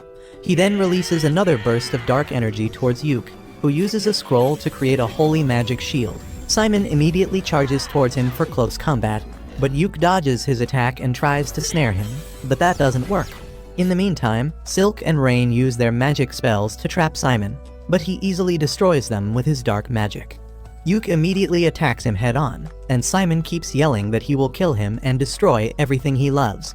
Yuk slashes him continuously, but Simon heals from everything instantly. Yuk takes a few steps back and decides to use his special spell Prismatic Missile to attack him. Simon takes the magic head-on and remains unharmed, confident that his immortal body will not be destroyed by it, and that is exactly what Yuk wanted. Simon's body suddenly starts bursting up in different places, and he begins growing uncontrollably from every place where an explosion occurs. He becomes an ever-growing lump of flesh and doesn't understand anything. Marina is also confused, so Yuke tells her that he used Persephone's power to modify the prismatic missile so that it stays active as long as the target is alive. Since Simon is immortal now, he will keep on suffering from the spell till eternity. Simon asks Yuke to stop his spell, reminding him that they are childhood friends, but he has nothing more to do with the bastard, and he walks away while Simon keeps exploding and growing like a cancer. Rain has been trying to heal Jamie in the meantime, but neither healing magic nor potions work on her wounds that were caused by Simon's dark magic. She has lost hope of surviving and apologizes to Yuke one final time before dying, but he tells her not to give up just yet. He uses Persephone's power to dispel all curses from her, healing her injuries instantly. Jamie faints as soon as her injuries are cured, but Rain is certain that she will be better now. Suddenly, the sky turns dark and a bunch of shadow stalkers spawn out of nowhere. They begin tearing apart Simon, and he keeps screaming in pain while his body continues to grow. Yuke bids farewell to the man who was once his friend as he uses the scroll of exit, leaving Simon to suffer in the dungeon for an eternity. 1 week after this incident, the Guildmaster summons Yuke and Jamie to hand over their punishments. Yuke and his party's punishment is just a deduction of their score and a 1-month ban on any adventurer work, while Jamie's punishment is cancellation of her adventure license for 1 year. Neither of them can believe that they are getting off this easy, but the old Guildmaster tells them to not think too much about it. They leave the guild after that, and Jamie still cannot stop apologizing to Yuke for everything Thunderpike did to him. She feels pathetic for taking advantage of his kindness for so long and wants to change, but Yuke tells her that she has already changed enough. Jamie starts falling for him, and she thanks him with a bright smile before they both head to their homes. A few days after that, Yuke visits the guild receptionist to make Neen a permanent member of Team Clover. The receptionist is glad to hear that and says that she will immediately start the paperwork. Yuke suggests that she should ask Neen about that first, but the woman knows what she is doing. She opens the door to the room, and Neen, who is snooping in on them, falls to the ground immediately. The receptionist lashes out on the catgirl for that, but Yuke tells her that it is fine. He then asks Neen if she wants to join his party, and she is more than happy to accept his offer. Suddenly, the receptionist hugs Neen, because as her mentor, she is really happy that she is joining a really great party. After their touching moment is over, Yuke leaves the room with Neen, who tells him that she was here to deliver a letter to him from Silk. As Yuke opens the letter, he tells Neen that they should check on Jamie before going home, and the catgirl silently follows him. Jamie has become a librarian now, and she uses her magic to place books in high shelves. Yuke and Neen come to the room and start making small talk. Yuke tells Jamie that this room belonged to the Guildmaster, but he couldn't maintain it after bringing too many different books here. Jamie sighs, saying that it will take her a week to organize all the books and records in the room, and that greatly impresses Neen because a dimwit like her would need an entire year to do the same. Jamie is taken aback by that, but then she calms down and thanks Yuke for helping her get a job at the guild. She also thanks him for providing medicines for her brother, and then asks if he needs anything from her. Yuke tells her that it is Silk who actually wants to talk to her. He asks Jamie to stop by their house when she is going back home, but has no clue about the topic. Anyway, Jamie is almost done with her day's work, so she tags along Yuke and Neen as they head home. They begin talking about the weather like boring people, and Neen says that she doesn't like winter at all. Yuke tells her that his hometown got a lot of snow during winters, and he begins recalling the fun moments he had with Simon in their childhood. He gets depressed because of that, but the girls realize what he is thinking and snap him out of it. Soon, they reach their house, and Yuke urges the girls to go in first. They are surprised and suspicious of his actions, but still decide to follow them. As they open the door, Silk and others burst some party poppers to welcome Neen and Jamie to the Clover party. Both of them are really surprised, but that was what Yuke and his girls had planned for them. Jamie gets mad at him for deceiving them, but Neen is really thrilled about it. She feels happy on becoming an official member of Clover, and the girls take her inside. Jamie, however, stands in the doorway with her head hung down, and Yuke asks if she doesn't want to join their party. She emotionally tells him that after everything she has done to him, she doesn't deserve to be in his party. Silk and others return to the doorway on hearing this, and they tell Jamie that she is one of them now. They remind her that she saved their lives, so everything is even between them, and they could surely benefit with one more member in their party. Jamie is moved to tears on hearing their kind words, and then the welcome party starts. Yuk raises his glass to make a toast, but Marina interrupts him, saying that there are 6 of them, and she has never heard of a 6-leaf clover. Even Rain has never heard of that, but Jamie has, and she says that in flower language, a 6-leaf clover means glory. Yuk is glad to hear that their party name still makes sense, and he makes a toast to their future. Once the party is over, he walks Jamie home, and they start talking about the old times. Yuk says that when he first came to the city, he admired Jamie because he was a country bumpkin, and she gave off city girl vibes. Jamie also remembers the time when Yuk was completely clueless about most things in the city. To hide his embarrassment, Yuk says that Simon was the same as him, but the mention of Simon turns the mood of the conversation gloomy very quickly. Both Yuk and Jamie steer the conversation to their first mission as an adventuring party, and Yuk says that even though things were not good for him generally, he had fun with Thunderpike. He then says that maybe it is his fault that Thunderpike was completely destroyed, but Jamie doesn't think so. Yuk says that things would have been different if he confronted the other party members, but Jamie says that they would have not realized the value of his hard work back then, and he would have left them anyway. She holds Yuk's hand, telling him that it was not his fault. She says that she will repay him for everything once the ban on her is lifted and she becomes an adventurer again. After dropping her home, Yuk returns back to his place and finds Rain washing dishes by herself. She tells him that Neen was really excited about moving all her stuff in today itself, so she took Marina and Silk to help her. Rain had to stay behind because she lost in rock paper scissors, and now she has to do the dishes alone. Yuk starts helping her out, and Rain starts having fun seeing themselves working together. She says that they look like a newlywed couple, and that statement catches Yuk completely off guard. Rain starts sulking that he reacted so shocked, and she asks Yuk to come clean with his feelings. He suddenly holds her hand, and they both start blushing as Yuk says that he is not sure what he should do. After staring at each other for a while, Rain kisses him on the cheek, telling him that this is how she feels, and asks him to give his answer later. Yuk is completely flustered now, but before he can react, Neen and others return. They call Yuk to help them move the heavy stuff, and he runs away, still flushing red. A month later, the suspension on the Clover Party is finally removed, and Yuk visits the guild building to get some information about the available quests.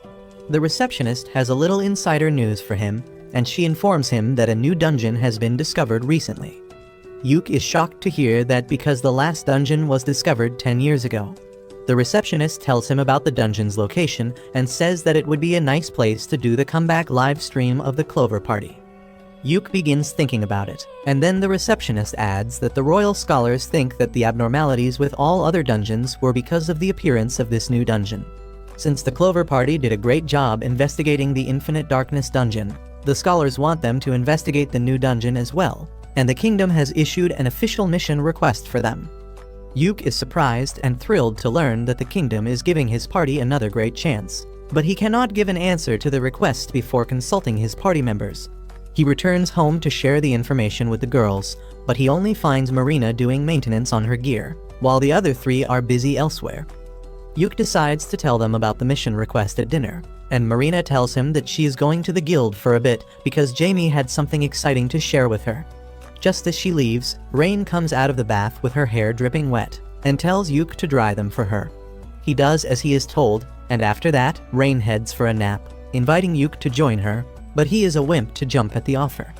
Just then, Silk comes there with some coffee for him, and as they sit down to have a sip, Yuk decides to share the information with her first because she is the most responsible member of the party. Silk is also really excited to hear about the new dungeon, and asks Yuk if he has any details about the mission. He tells her that he forgot to ask for the details and decides to visit the guild once again. Silk asks him to visit Jamie in the guild as well, and invite her and her brother to the party they are throwing to celebrate the ending of their suspension. Yuk tells her that he will do so, and then Silk suddenly starts acting shy, asking him to take some free time and spoil her like he spoils Rain. Yuk panics on hearing that, but Silk dismisses it as a joke and sends him away to the guild to get information about the new dungeon. Soon, Yuk and the girls head to the city of Duna, where the new dungeon has been found. Yuk drives a carriage while the girls keep chatting about how excited they are to go to a faraway city to explore a new dungeon. After 2 weeks of traveling, they finally reach the trade city Duna. They immediately reach the market as soon as they enter the city and find that it has different kinds of stores they have never seen before. Yuke grosses Marina out by saying that people here eat three-eyed frogs stewed in snail slime, but then tells her that he was just joking. He suggests that they should try out the food in this city before they go on the dungeon exploration mission, and then promises Rain that he will visit an artifact shop with her too. Rain notices that a lot of adventurers are in the market, and Yuke suspects that the news of the new dungeon has already spread. He points out that there are even adventurers and soldiers from nearby countries here.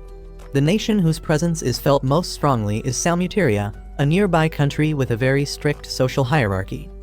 Yuke tells the girls that the people in Salmuteria are quite proud and rigid when it comes to their family and bloodline, so they all have unique designs on their clothing that show their family and status.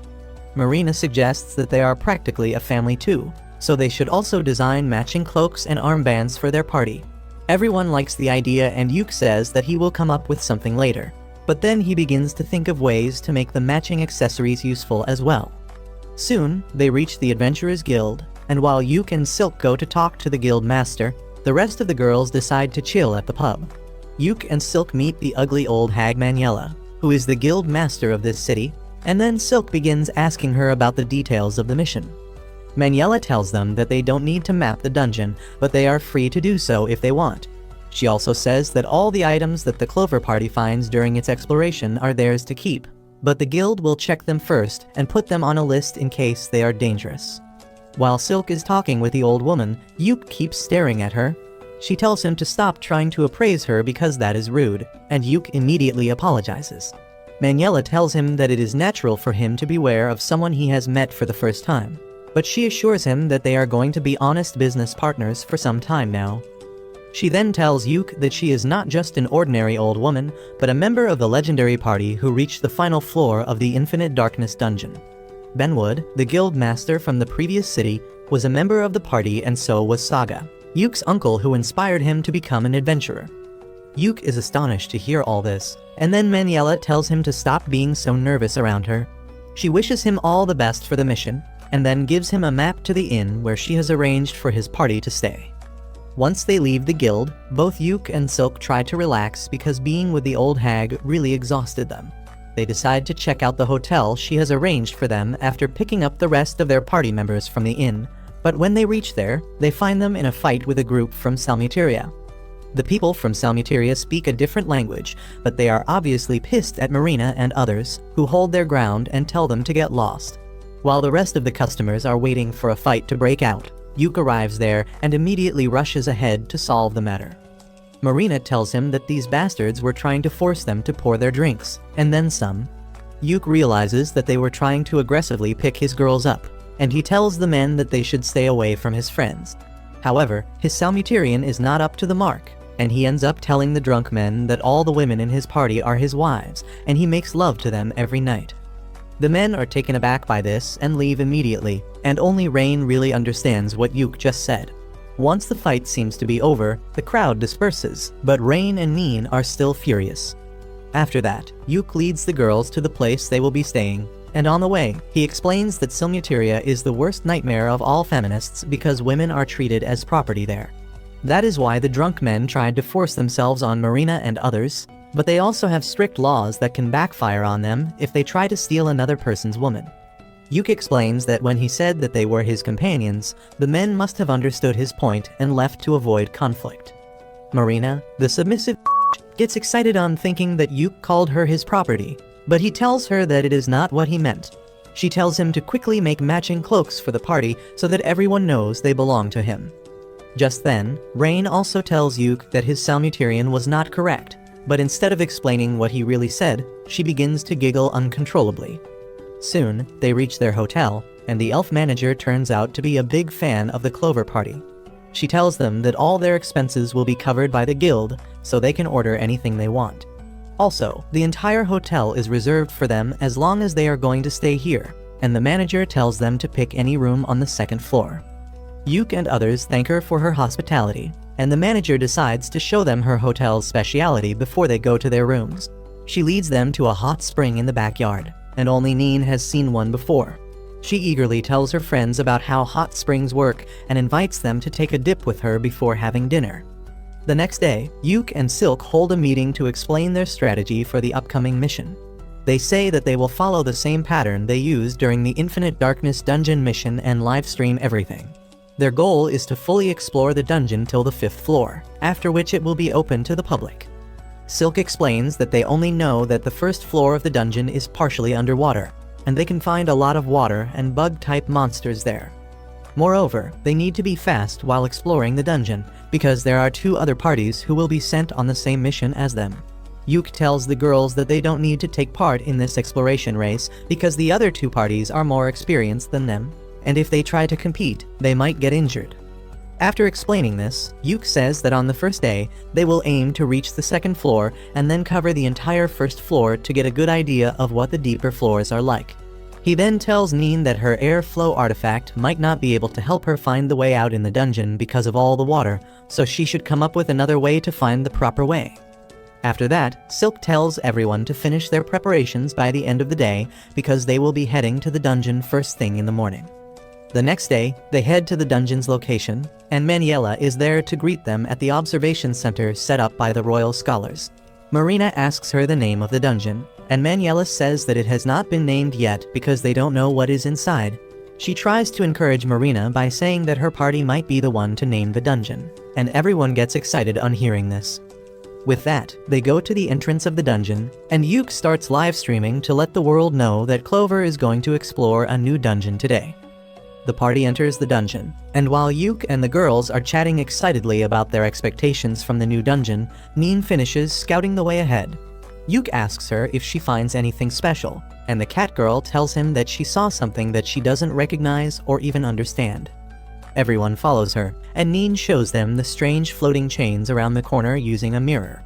Even Yuk has not seen anything like it, but he suspects it to be a monster, so he tells the girls that they are going to attack it. He enchants their physical abilities before rushing at the chain monster, who begins attacking them as soon as they come in his range. Yuk uses his debuffs to slow it down, giving Marina and Neen the chance to attack it up close, but they don't do any damage at all. The monster suddenly grabs rocks and starts yeeting them at the party, so Yuk hits it with another round of debuffs. The monster attacks him in response, but Rain stops it using a thunderbolt. Just as the monster is pushed back by her attack, Marina leaps at it, unleashing her ultimate move to slash the chains and the core of the monster in half. She is really exhausted after this fight, and Yuk decides to analyze the enemy they just fought before moving ahead. Neither Rain nor Silk have a clear idea, but they tell him that the monster was like a magic creature, but it also had dark and corrupted energy like zombies. Yuk decides that it is best to let the royal scholars handle the decoding process, and he begins picking up the pieces of the monster. Rain suddenly notices a shiny ring in the rubble, and Yuk picks it up. He tries to appraise it, but doesn't find anything helpful information about it, so he leaves it for the scholars as well. After that, Neen decides to scout the region ahead quickly, and Yuk begins to worry that this dungeon might be really difficult if they faced such a strong monster right off the bat. Marina has some input about the monster, and she claims that it felt like a human. She explains that her samurai job gives her an idea about what she is killing, and Rain agrees with her because even after they killed the monster, it dropped no magic stone. While everyone is wondering what the monster really was, Neen returns after finding the staircase to the 2nd floor. However, she shocks everyone by revealing that the stairs go up instead of down like they do in normal dungeons. Yuk is curious, but then Neen says that she found another weird thing ahead. She leads the group to a small study area that seems oddly out of place. Yuk finds a book in a drawer, and after Rain confirms that it is not cursed, he opens it, only to find that he can't read the language. He decides that they should go to the stairs and rest there before planning their next step. But as he sees the bright lights in the safe zone, he is suddenly reminded of Simon's brutal fate. The PTSD from the memory starts hurting Yuk intensely, and he cuts the live stream as he tells the girls that they should rest now. They are worried about him, and Rain puts her robe over his head to protect him from the lights before telling him to take a nap. Yuk takes up on her offer, and after sleeping on her lap for a while, he wakes up refreshed. He then tells his worried friends about how the lights reminded him of the sky on the day he fought Simon, which triggered his PTSD. The girls suddenly cling to him, offering to be his unpaid therapists, but Yuk tells them that he is fine now. After dealing with his trauma, he asks them if they should explore the 1st floor some more or go to the 2nd floor, and the girls choose the second option. Yuk believes in democracy, so he decides to go with the majority. But before doing anything else, he tells them that it is lunchtime. While he starts cooking, Marina brings out another video recording drone so that they can live stream their dungeon cooking videos on another channel for maximum profit. After the lunch break, the party heads to the second floor. To their shock, the second floor is in the form of a well-maintained city that gives Yuk the flashbacks from the Infinite Darkness dungeon. He realizes that something really strange is happening here, and he tells the girls that they need to head back, when suddenly, he hears a voice telling him that he is right. Everyone gets into position to fight, and then an old wizard suddenly appears in front of them out of nowhere. He introduces himself as Mage, a poor old man who is left behind in this broken world. Yuk asks him why is he in this dungeon, and Mage is amused to learn that this place is a dungeon in their reality. He tells Yuk and the girls that this city was once called the City of Joy, but now things have changed a lot. Everyone is confused by the senseless statements of the old man, and the girls ask him if he is the only one in the city now. Mage tells them that the king and all the people in the city are here too, but he cannot explain the details of the situation to them in a way they will understand. He then starts to disappear into black smoke, but tells Yuk that they will meet again, calling him by his full legal name. Yuk panics because he never told the old man his name, and as he feels Persephone's curse activating, he gets even more paranoid. He tells the girls that they need to dash now, but then Marina points towards an unconscious girl lying in front of them. Soon after that, Yuk and his party come out of the dungeon, and he goes to the old hag and the royal scholars to discuss the strange things they saw. He is shocked to find that the old guy Mage didn't show up in the live stream, and the scholar thinks that Yuk and his party were hallucinating. The scholar says that they are still studying the things they brought back from the dungeon, and then Maniela decides to take Yuk for a walk. She tells him that the all-girls party that was exploring the dungeon has quit because half of their members fell sick just after entering it. She then asks Yuk what he really thinks about the dungeon, and he clearly says that it felt like another world. Maniela seems to agree with him, and she tells Yuk to trust his intuition because they might lead him to the correct answer. She then asks about the girl they found in the dungeon, and Yuk replies that she is still sleeping. After Maniela leaves, Yuk starts thinking about the dungeon, when suddenly, he sees a letter flying into their tent. He goes inside to find Rain in a gloomy mood because she got a letter from her grandfather, Count Crowder. She tells everyone that she is the illegitimate daughter of a noble family, and her mother was kicked out of the house as soon as she got pregnant. After her mother's death, she joined the Magic Academy somehow and became an adventurer. But now her grandfather, who never even acknowledged her existence, has sent a letter calling her back. As Rain starts crying, Yuk reads the letter to learn that Count Crowder has fixed Rain's marriage with the second prince of Salmuteria. He still calls her a bastard and tells her to be grateful that she is getting a chance to serve the family, and everyone gets furious on reading that. Rain is really devastated and doesn't know what to do, but Marina tells her that there is a simple solution to the problem, which is ignoring it entirely. She points out that Rain's name is not even written on the letter, so they will pretend that it was not meant for her. And though it sounds really dumb, Yuk is on board with that idea. He burns the letter, saying that now there is no proof that they even got it, and the relieved Rain hugs him and starts to cry. Yuk comforts her, saying that if the Count tries to reach her again, they will come up with an even better plan. He then asks Neen to contact the guild receptionist, who is also her mentor, and request her to collect all info on the Count and the second prince of Salmuteria. He also wants her to erase any proof that Rain is from the Count's family, and Neen agrees without even realizing that her mentor used to be a legend back in the day. After that, Yuk tells Marina and Silk to prepare for the next dungeon run, while he takes Rain outside to talk. He tells her that he has a reckless idea to save her from her family, but that involves marriage. Rain blushes as Yuk explains that if she marries him, she becomes his property according to the rules of Salmuteria, and then no one from that country can take her away from him. Rain has no doubts or hesitation about the plan, and she agrees to be Yuk's wife even if it is just an act. The next morning, Yuk and Zack, the leader of the second party, meet with Maniela, who tells them that they are going to continue the dungeon exploration mission after all. Zack is really excited about it, and also quite hostile against Yuk as he tells him that his party is going to explore the dungeon first. After the weirdo leaves, Maniela tells Yuk that his marriage with Rain has been approved, and she is pretty confident that the marriage won't stay a fake one for long. After that, Yuk and his girls head to the dungeon once again to explore the city on the second floor. Neen goes ahead to scout it as usual, and she immediately comes back running to tell everyone about a giant cocoon in the city square that looks creepy and dangerous. There is one cocoon on each pillar, and Rain senses a dark and corrupted mana being released from them, which is similar to the chain monster. Neen decides to scout the cocoons, but as she goes near them, she gets hypnotized by the cocoon's eye. Immediately after that, a mouth appears in front of the cocoon's belly, and it lunges towards Neen to swallow her whole. Luckily, Yuk saves her from becoming monster food, and once Neen is at a safe distance from the cocoons, all of them go back to sleep mode. Neen also returns to her senses, and Yuk realizes that they need to fight the monsters with ranged attacks. Marina eagerly pulls out her crossbow for that, and Yuk tells Silk to do what she does best. He asks Rain to use ice magic because if the cocoons are really some sort of bug, temperature changes will hurt them. After that, he buffs everyone with his support spells and then runs towards the pillars. The cocoon monsters try to hypnotize him with their eyes, but Yuk uses a flashbang spell to blind them, and then uses a more powerful blindness spell to keep their eyes shut. Marina and Silk immediately fire their arrows, defeating 3 of the 4 monsters. But when Rain shoots her ice magic at the last one, it proves ineffective. Marina decides to steal her kill and charges at the monster with her ultimate move, with Neen and Yuk supporting her to finish the monster.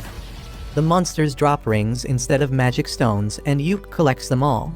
He then notices that Marina has been standing silently in a corner ever since defeating the last monster, and he asks her if everything is alright. She is about to tell him the truth, but then sees the camera drone, so she tells him that she needs some time to settle down. Yuk realizes what she wants, so he suggests that they rest in a nearby building and cuts off the livestream. While the group has a tea party, Marina tells them that when she cut down the cocoon monster, she felt like she was cutting a human. However, that is not the surprising part. She says that the pillar she cut down along with the monster felt like a human too, but she couldn't be certain even though she should be because of her samurai job class. Everyone is stunned to hear this, and Yuk suggests her to try cutting something in the room, but Marina says that she has already tried that, but the results were still not clear. She feels depressed and helpless, but then Silk says that she also feels something is very wrong with this place because the spirits are not communicating properly with her.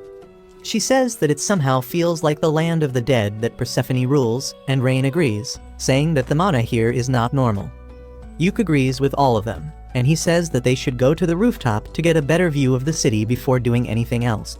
Once they see the full expanse of the city from the roof, Yuk says that they will aim to enter the castle at the center of the city today, and once they explore it, they will call it a day. With that, they start walking towards the castle, but the silence of the city gives them the chills. They wonder if no one really lives here, which reminds them of the mysterious old man named Loj.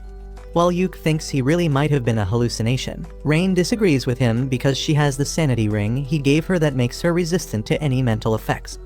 Everyone believes her, and they think that since Loj was real and still didn't appear on the livestream, he must be interfering with their drone cam. Suddenly, they spot Loj at the gate of the castle, and they immediately reach him, asking what is wrong with this city. Loj tells them that this city is completely fine, and the people here are saved so well that they don't need to be saved from anything ever again. Yuk asks him if the monsters they fought earlier were humans, and instead of giving him a clear answer, Loj starts a philosophical lecture on what actually is a human. Realizing that he won't answer this question, Rain asks him about the golden rings. Loj tells her that they are called the One Gold, and Rain asks what is he compiling with them. No one else understands this wizard mumbo-jumbo, but Loj warns Rain that the knowledge she is seeking will traumatize her. He tells her that she already knows what the purpose of the rings is, and then vanishes, telling Yuk and his party that they will meet again. Yuk asks him if he will tell them the truth the next time, and Loj tells him that the truth will find them in its due time. Everyone is even more confused now, but then the gates to the castle open, and they decide to explore it quickly and then head out. Later, Yuk analyzes the recorded clip and the castle's layout with the supervisor of royal scholars and Maniela. They now believe that Loj is not a hallucination, and Maniela compliments Yuk on his good work. Even the royal scholar praises him, and Yuk is taken aback by this because the man in front of him is Viscount Bodman, a renowned scholar and one of Yuk's favorite authors on dungeons. Bodman then presents the report on the gold rings and says that they were derived from humans. Yuk tells him that they already had a hunch about this because of Marina. Manuela says that if the monsters inside the dungeon are really humans, then things get tricky, because they will need to restrict the adventurers who can enter the dungeon. Yuke then tells them that Marina felt that even the pillars in the dungeon were humans, and this shocks both Manuela and Bodeman. Yuke says that he brought some samples from the pillar and other places, and Manuela immediately calls an office worker and asks about the appraisal status of those samples. The man tells her that the appraisal will take one more day, but she tells him to spank the chief appraiser and tell him to get it done by the end of the day. After that, Bodeman tells Yuke that he has already received a request from Rain, and his men have started producing an artifact like she requested. He then begins talking about the all-girls party that entered the dungeon but didn't make any progress because their members fell sick. He explains that the people who watched their live streams also suffered similar symptoms from mild fever to severe violent outbursts. He thinks that there is something wrong with the stream, and Yuke immediately thinks about Loge calling the second floor of the dungeon, the city tainted by twilight. He is sure that the golden light of the city is the reason behind all the problems, but there is no way to prove that right now. Bodeman then tells Yuke that the country will take its time to decide what to do with the dungeon, but his party is needed to stay in the city for the time being so that they can do a few more runs. Yuke agrees to do that and leaves the tent, only to find Min dashing towards him frantically. She informs him that the girl they found in the dungeon has woken up, and she suddenly went Super Saiyan. Yuke runs to his party's tent to see what is up, and he is astonished when he sees the girl floating in the sky while radiating a pure golden light. No one has any idea what is happening, but then the girl suddenly calls Yuke by his full legal name, saying that she was waiting for him. She says that she was once called the Golden Priestess, but there is no time to talk about that. She tells Yuke that his world is in serious danger of facing an event called the culling, which means the destruction of most of the life on this planet. Yuke doesn't understand what she means, so the Golden Priestess explains that just like the city in the dungeon, soon this world will also be engulfed by the golden twilight and become lifeless just like it. However, because Yuke and his party have already crossed the border between the worlds once in the Infinite Darkness dungeon, they are partially resistant to twilight. The priestess tells him that if they don't go too deep inside the Twilight Zone, they will not be consumed. She then tells them to seek out Loge because he knows everything, but the girls reply that they have already met the old man who refuses to answer their questions. The priestess tells them that they need to force him to tell them the truth because he is the only normal being in the distorted world. Rain asks the priestess why she is telling them all this, and she replies that the tragedy started because of their fault. It was their king who got too greedy and wanted a golden eternity for his city, creating the destructive phenomenon known as the Twilight. She throws in a bunch of heavy words in the conversation like the fruit of world tree, the ultimate treasure, and some more, but no one understands what she means. In the end, the priestess asks Yuke to stop the Golden King and destroy his treasure because that is the only way to save his world from certain doom. With that, the golden glow leaves her, and she suddenly turns into a normal human named Rune. Her personality completely changes as a result, and she tells Yuke that the woman who just spoke to him was not her, but she can sometimes access her body to communicate with others. Yuke realizes that the issue is more serious than he thought, and he decides to inform the higher-ups about it immediately. 1 week later, Yuke is summoned by the director of the Royal Academy, who came to the research center after reading Bodeman's report. Yuke is nervous in front of him, but the director tells him to be at ease because they have something very important to discuss. Yuke starts the conversation by asking him about the culling, and the director shows him some murals that are locked deep within the Royal Treasure Hall. In the mural, a hero fights a powerful monster to save the world, but Yuke can't understand anything else because he can't read the ancient language in the mural. The director then explains that there are many parallel worlds just like their own, and sometimes they collide. When that happens, one of the worlds is destroyed, and this is called the culling. Usually, it is random, but this time, they have proof that the person named Golden King tried colliding his world with this one on purpose. The director says that they don't have any time to think about the reasons behind it, because they need to take emergency measures to protect their world. He tells Yuke that he is the only one who can do it, because according to the murals, whenever a world faces the danger of culling, a hero is chosen to save it. The director says that since Yuke found everything about the Golden City and the culling, he is their hero, and it is his duty to save the world. Yuke panics on hearing this and tells the director to cut him some slack because he is not qualified for the job. The director tells him that someone has to take on this responsibility and he is the only one who is fit for it. He then threatens Yuke that he will raise one of his girls to a rank and make them the hero if he refuses. Yuke becomes more cooperative on hearing this, and then the director compares him to his uncle Saga, saying that both of them have great talent, but Yuke lacks confidence. The director once again asks Yuke to become the hero, especially because the priestess from the other world chose him. Yuke feels unsure about what to do now, so he asks the director for some time to think about it and consult his party members. The director agrees to his request, but he is confident that Yuke will surely realize that he is the only one who can save this world. Soon, Yuke returns to his hotel and tells Rain about his conversation with the director before anyone else. She is impressed by the idea of him becoming the hero, but she says that she will support him even if he wants to refuse. However, she also believes that he is the only one fit for the role. She reminds him how the Golden Priestess possessed Rune to talk to him. Rain says that the priestess seemed to be waiting for him, which means he is special. Yuke sighs, saying that he doesn't mind exploring the dungeon a bit more, but saving the world is too much. Rain suddenly starts caressing him as she tells him that he just needs to keep doing what he has done till now because everyone in the Clover Party will support him, and together, they can do anything. Yuke feels better after hearing all that, and then Rain sits on his lap and hugs him, telling him not to worry about anything because they are stronger than he thinks. A few days after that, Yuke attends a meeting with the leaders of the parties that are going to explore the dungeon now. Apart from the guy named Zack, there are 2 more people who lead a rank parties, and the director gives them the details about their mission. He informs them that this time, the viewership of their live streams will be restricted, and only the royal scholars will see it to minimize the damage from the golden light of the twilight. After that, Zack suddenly gets angry because Team Clover is still participating in the dungeon raid even though it has become more dangerous. He complains to the director to get them removed, but no one pays any attention to his rumbling. The other adventurer named Lucent who helped Yuke in the past tells Zack to stop whining because Yuke's party has shown their abilities while investigating Infinite Darkness Dungeon.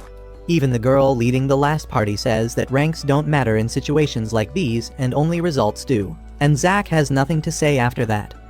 All the adventurers leave the room one by one after that, but Yuke stays behind. The director tells Yuke that it was a good idea to keep the hero business a secret from others because Zack would have reacted even more explosively on hearing it. The scholar Bodeman adds that Rain had asked them to prepare special magic devices and they are almost ready as well. After that, Yuke returns to his tent and puts together all the maps that the different parties have drawn till now. None of them give him any idea how to get inside the castle in the Golden City, but Rain suggests that they take Rune with them. She believes that since Rune is from the Golden City, the castle gates may open for her. Yuke thinks that the idea is not bad, but he still has some doubts about taking Rune back to the dangerous place. Just then, Lucent comes to the tent to discuss the strategy for the next mission with Yuke. Yuke informs him about Rain's plan to take Rune inside the castle, and Lucent is completely on board with that. He even offers to guard Rune during the mission, and though Yuke is still not sure, he realizes that taking the girl with them is their best bet. The next day, the 4 parties enter the dungeon with Lucent's party joining Clover. They come to the castle gate and find Loge waiting for them there. The old man welcomes Rune, asking her about the outside world, but she doesn't remember him. Loge says that it is better that she forgets everything about this place, but then Yuke reveals that the priestess talked to him. Loge realizes that the priestess chose Yuke, but he still refuses to tell him anything. However, he opens the door to the castle, telling Yuke that since Rune is with him, he will find the answers he wants. Lucent suspects that this might be a trap, so he leaves half his party members outside to call for backup if anything goes wrong. He then joins Yuke's party as they enter the castle. Loge leads them to the royal library, saying that he is not much of a talker, but they might find the answers here. The wizard of Lucent's party realizes what is actually going on with the old man and tells Yuke that Loge actually wants to talk about something, but he is either cursed or he has too much mana. That means that speaking certain things out loud can create great problems for him and everyone else, so he is trying to communicate through hints. Loge gets awkward on hearing this, but his gesture tells everyone the direction to look in. The old wizard asks Lucent to bring the red books on the shelf and then takes Rune along with him because she is the only one who can read the language. Rain senses a strange mana from a big brown book and the study table's drawer, and Silk also feels that the spirits in the library are connected to people's memories. She decides to connect with the spirits, and suddenly a book possessed by a spirit comes flying towards her. Silk eagerly starts asking the book spirit the things they want to learn, and on the other hand, the old wizard scans Rune's mind as she reads the ancient books. Meanwhile, Neen finds a key to open the big book that Rain noticed earlier, but Yuk is not sure about opening it. He asks Loj if the book is dangerous, but he doesn't give him a clear answer. However, when Yuk forces him to say that the book is not dangerous, it suddenly glows and a trap inside it is diffused. Yuk opens the book after that and finds that it contains many similar magic circles, but he can't make out their meaning. Suddenly, Silk comes there, claiming that she can help him with that. The book spirit in her hands has shrunk down quite a bit, and Silk says that it can help him understand what is written in the books. As Silk holds Yuk's hand and uses the power of the book spirit, they find themselves standing on top of the book. The book spirit turns into a white snake named Biblion, and tells Yuk that he cannot understand the true meaning of the book just by reading it. The spirit snake says that it will interpret the book correctly for him, and Yuk takes up the offer. The spirit snake uses its power to drown Yuk into the memories of the person who wrote the book. The author tells Yuk what the book is about, and when he returns from the memories, Yuk explains to the girls that this book is about creating a chain of spells that can create an extremely powerful result. The rest of the girls don't understand what he is talking about, but Rain and the old wizard from Lucen's party realize how powerful the spell is. Yuk asks the old wizard if he is finished with his task, and he replies that the red books contain the history of the Golden City. According to the books, the City of Joy was the capital of a rich and advanced kingdom, but one day, they had to face an event like the culling, so they tried to come up with a way to avoid that. Yuk adds that the magic spell mentioned in the book also aims to deal with the main source of the culling event, instead of just delaying it or evacuating people. The more Yuk talks about the spell in the book, he starts feeling a sharp headache.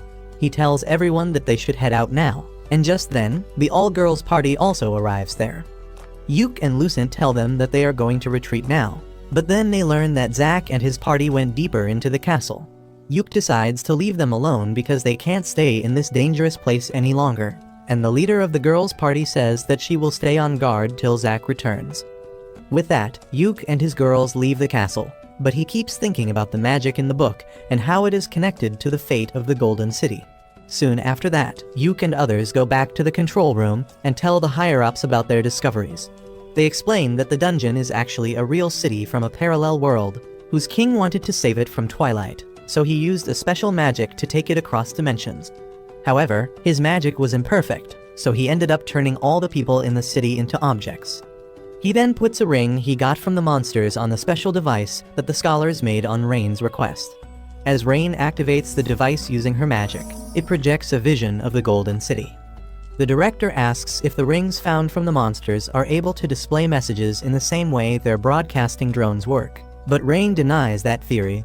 Yuk explains that initially, he had the same theory too, but now he has realized that the rings store the information about the people themselves.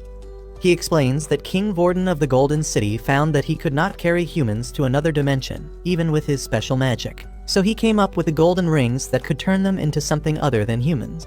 The old wizard says that this crazy idea proves that the king was already under the effect of twilight, and then presents the books he found in the library. He says that King Vorden possessed a special treasure called the One Gold, but they don't exactly know what it could do. Yuk recalls that the Golden Priestess told him that the One Gold was the fruit of the World Tree that could grant any wishes, but it was also something humans were forbidden from even touching. He believes that King Vorden used the One Gold to create the rings and gave them to his people. After that, he tried traveling through the dimensions, but his magic was imperfect, and the people of his city were corrupted and turned into monsters. Yuk says that according to the Golden Priestess, the only way of stopping this tragedy is by defeating the king and destroying the One Gold. The director asks him if he can do it, and Yuk replies that he has to do it at all costs. After that, Yuk and Rain head back to their hotel, when suddenly, a carriage stops in front of them and an ugly balding man comes out of it. He tells Rain that he was looking for her, but she doesn't even know who this creep is.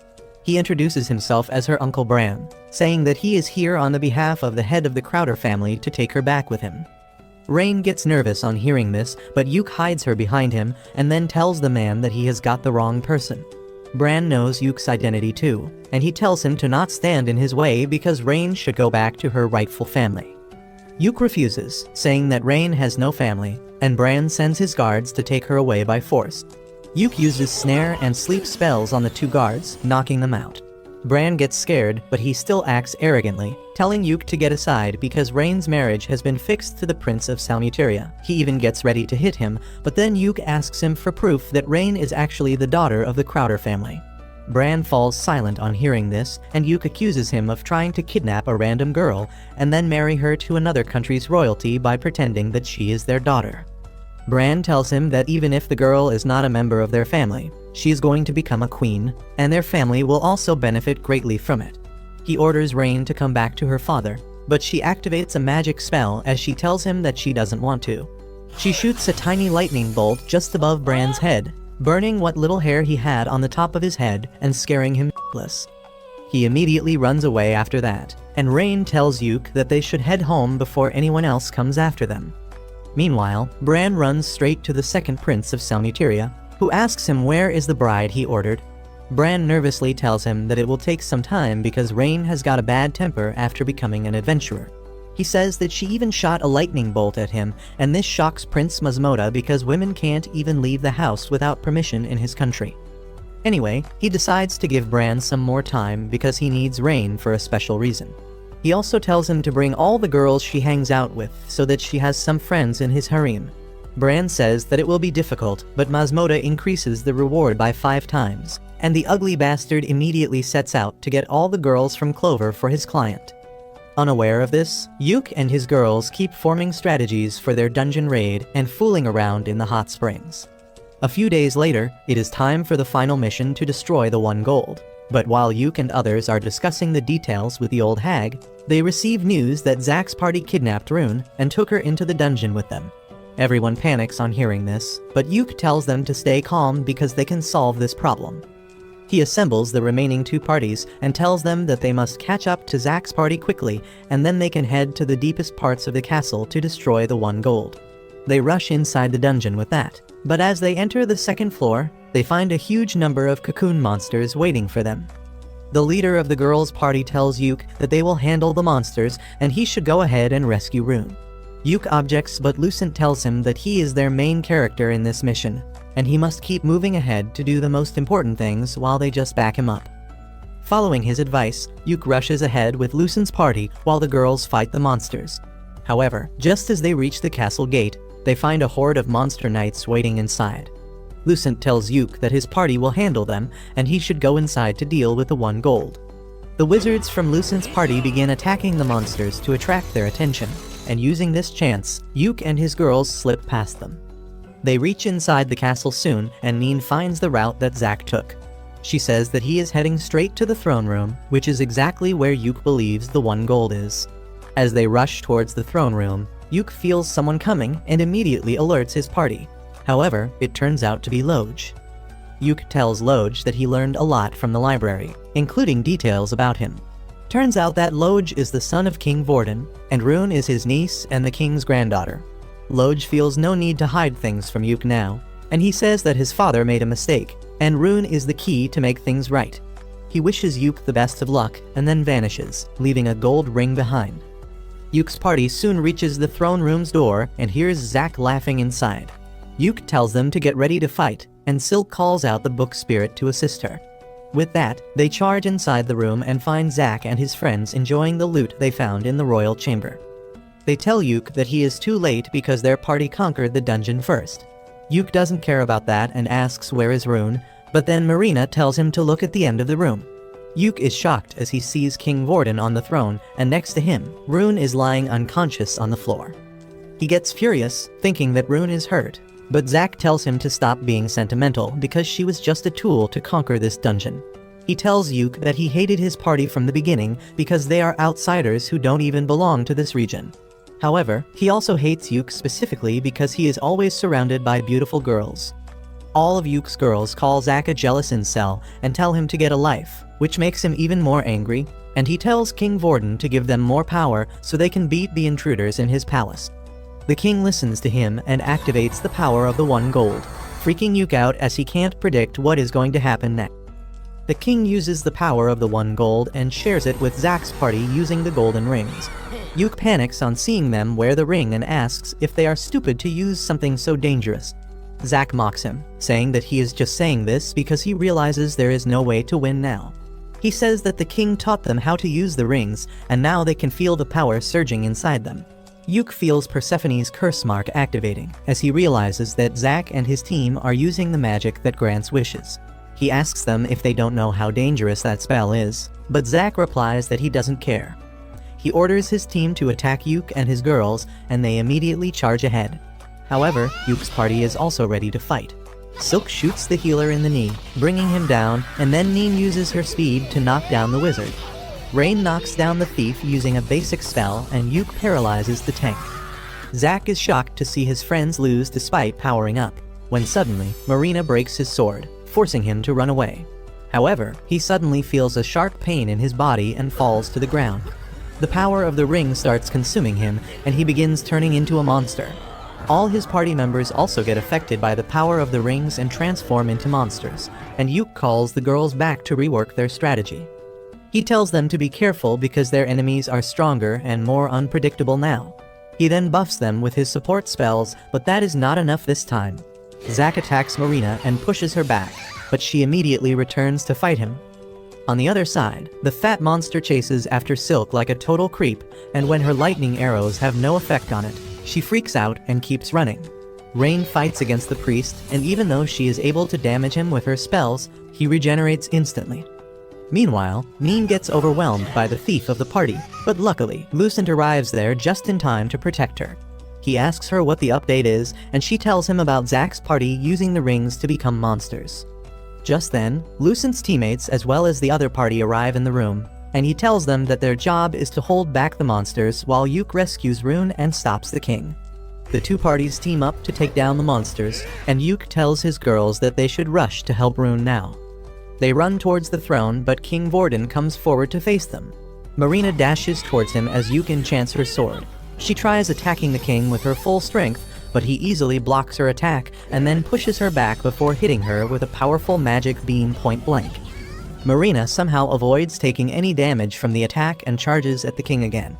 Yuk stacks all the debuffs he can at the king, slowing him down, and Marina manages to push him back. However, using such a great amount of spells puts a lot of stress on Yuk, and he starts bleeding.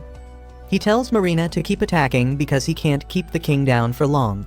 Suddenly, the snake spirit warns Silk about the king's next attack.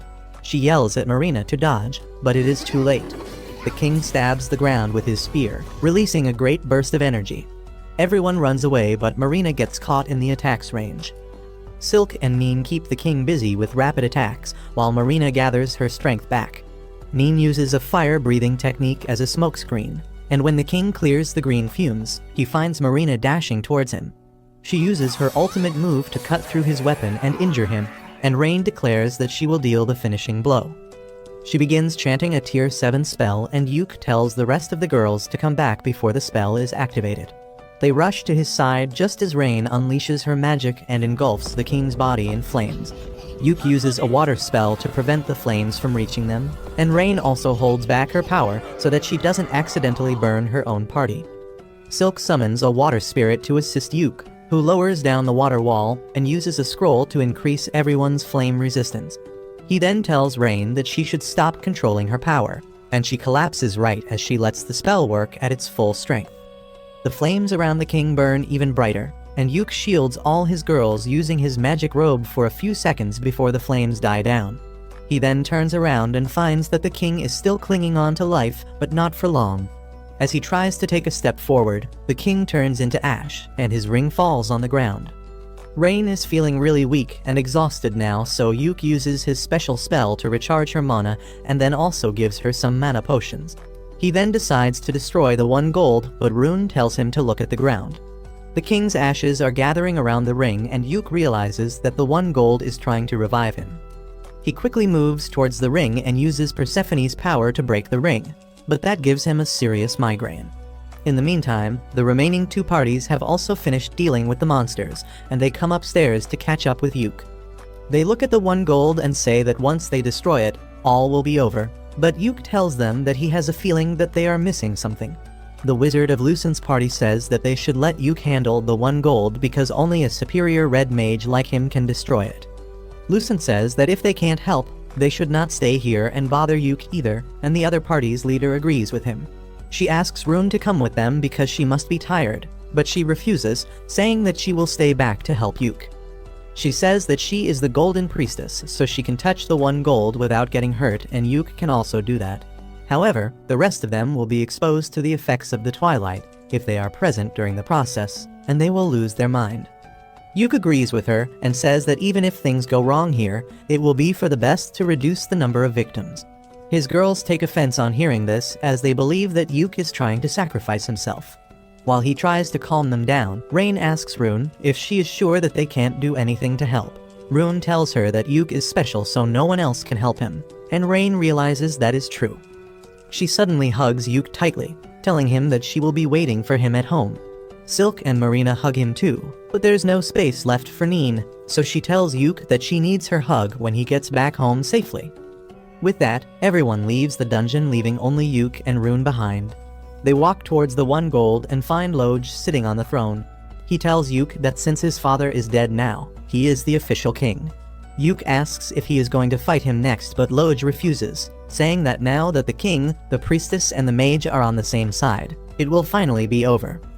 He explains that the 1 gold is the real cause of Twilight, and it has destroyed countless worlds before coming to this one, and once they destroy it, no world will face the same danger again.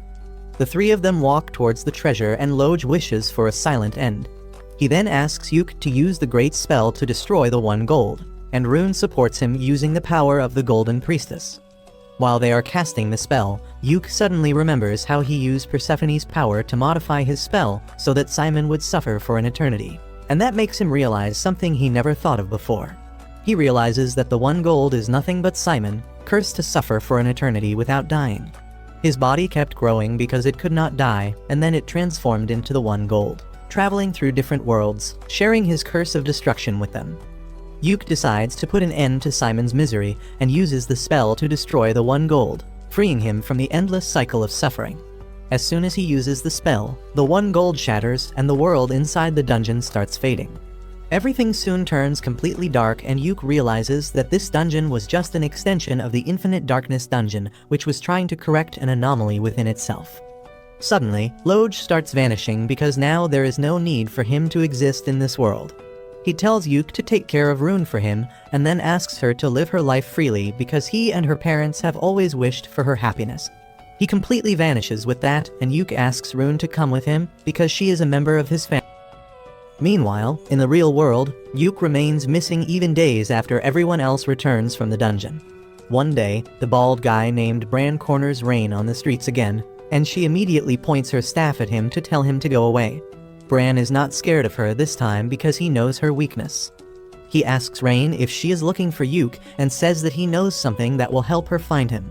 Rain is curious now, and Bran tells her about an artifact called Seeker's Compass that can detect the location of any object or person. The desperate Rain asks Bran how can she get it, and he tells her that the compass is with Prince Mastoma of Salmuteria, and he can take her to him so that she can negotiate about the compass directly. He tells her that if she succeeds in getting the prince on her good side without offending him, he will give her the compass, but for that, she needs to leave right now.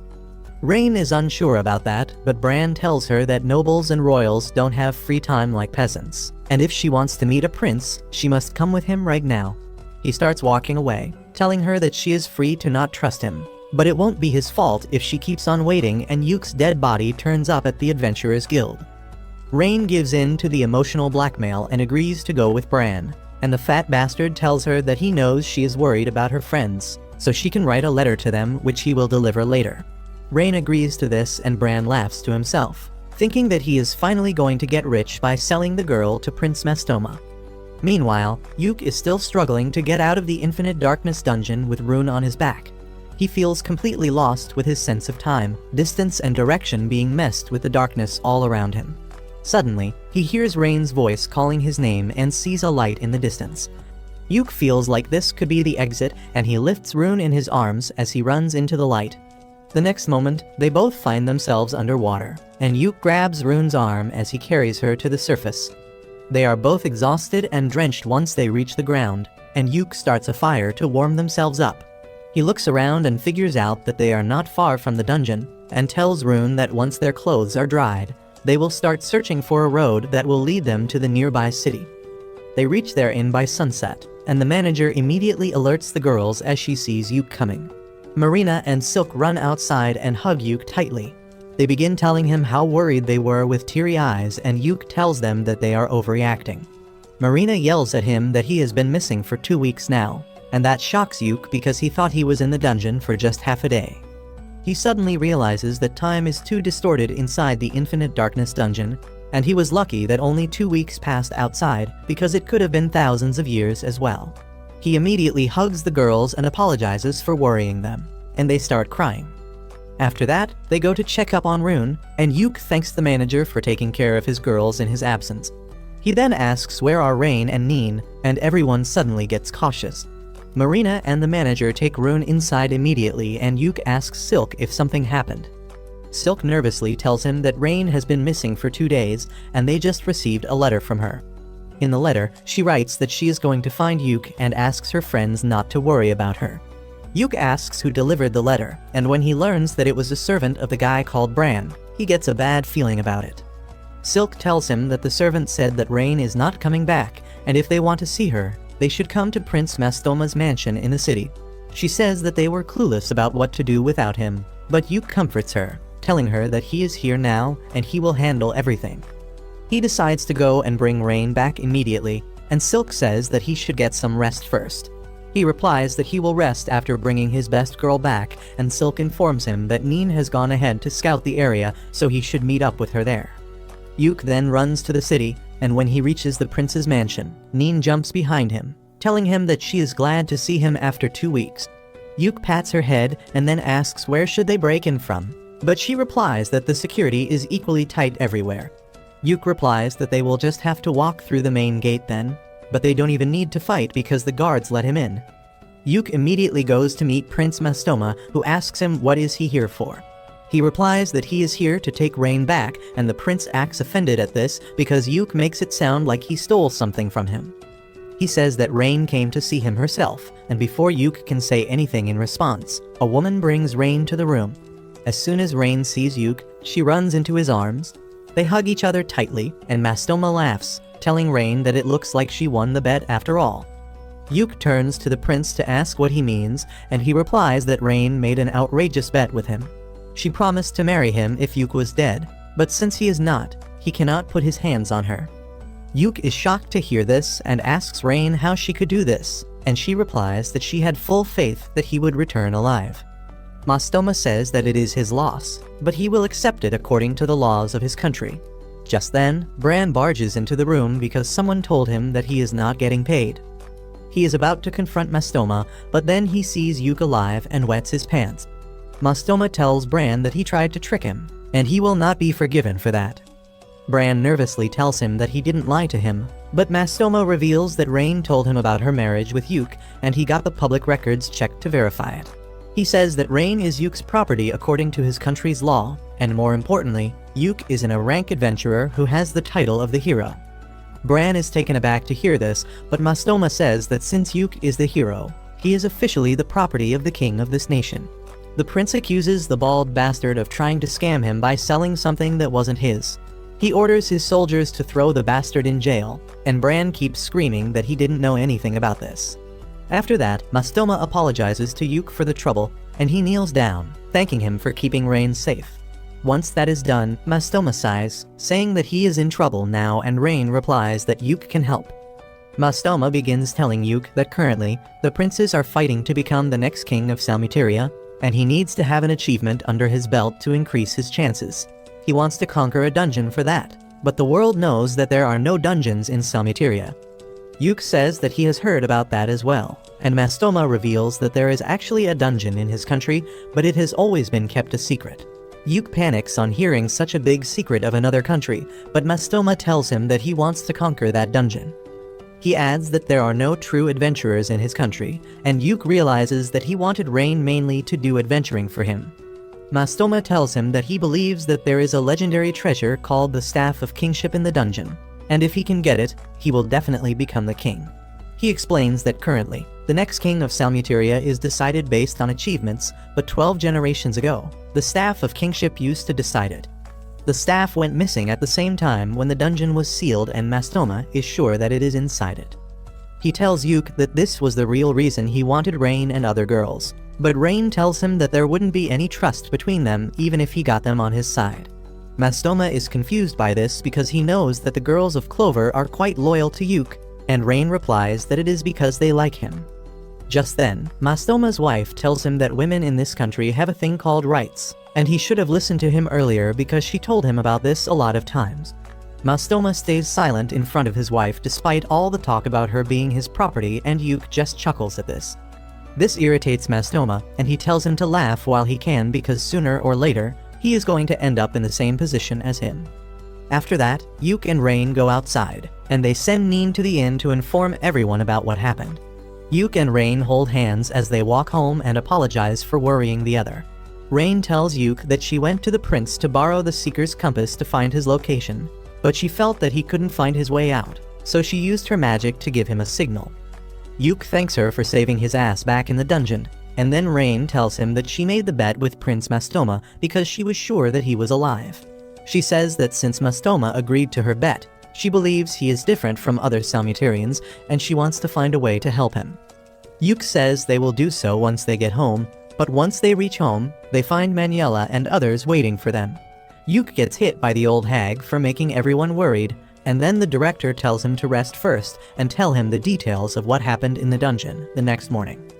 Yuke tells him that he will start compiling a report right away, and everyone lets out a collective sigh because they are worried about his workaholic behavior. The director and others tell the girls to make sure that Yuke takes a full rest even if they have to use force, and all of them promise to do that. Once they leave, Yuke and the girls have a hearty dinner. Silk then asks Neen to take Rune to her bed, and orders Marina to take Yuke to the hot springs and watch over him so he doesn't start working. Rain decides to go with them too, but Silk stops her because she plans to lecture her about her reckless act. 1 week after Yuke's return, he finally visits Maniela and others along with Silk to submit his report on the dungeon. The old hag is impressed by the stack of papers on her desk that is thicker than her, and she tells Yuke that he did an impressive job compiling it. Yuke says that he couldn't do it without the help of his girls, but Silk says that all they did was make sure that he wasn't overworking himself. The higher-ups laugh at this, and then the director says that the new dimension that Yuke and Rune discovered will be listed in the Imperial records and he will get full credit for it. Maniela adds that the director took care of the matter with Rain's biological family as well, because it is better if nobles handled the problems caused by other nobles.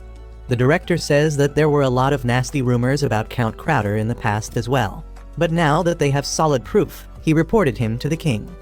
Yuke is surprised to hear that, and the director asks him who else would he report to if not the king. Yuke still finds it hard to believe that the concerns of lowly adventurers like him reach the king. Well, the director tells him to stop underestimating himself because his party is more popular than he thinks. He says that even the king watches their live streams, and he was really pleased that they completed both the missions they were given by him.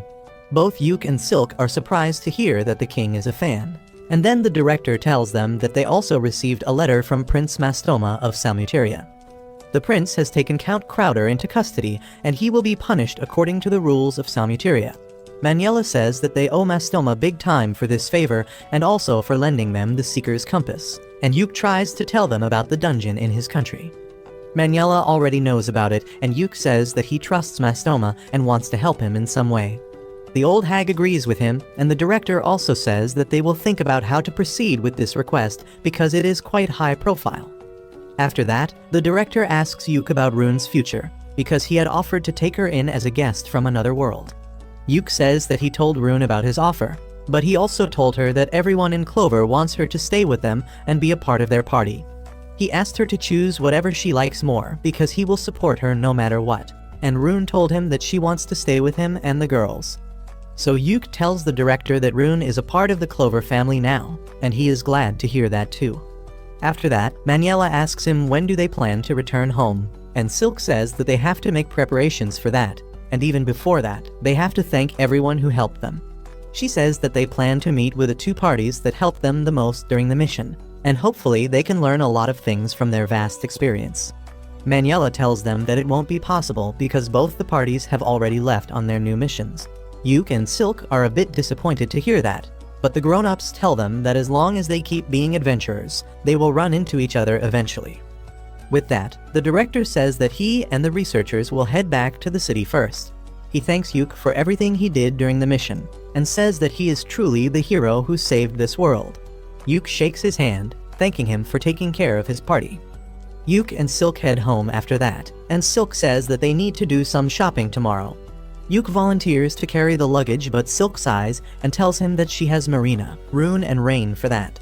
She reminds Yuke about his promise to spend some quality time alone with Neen when she couldn't hug him in the castle.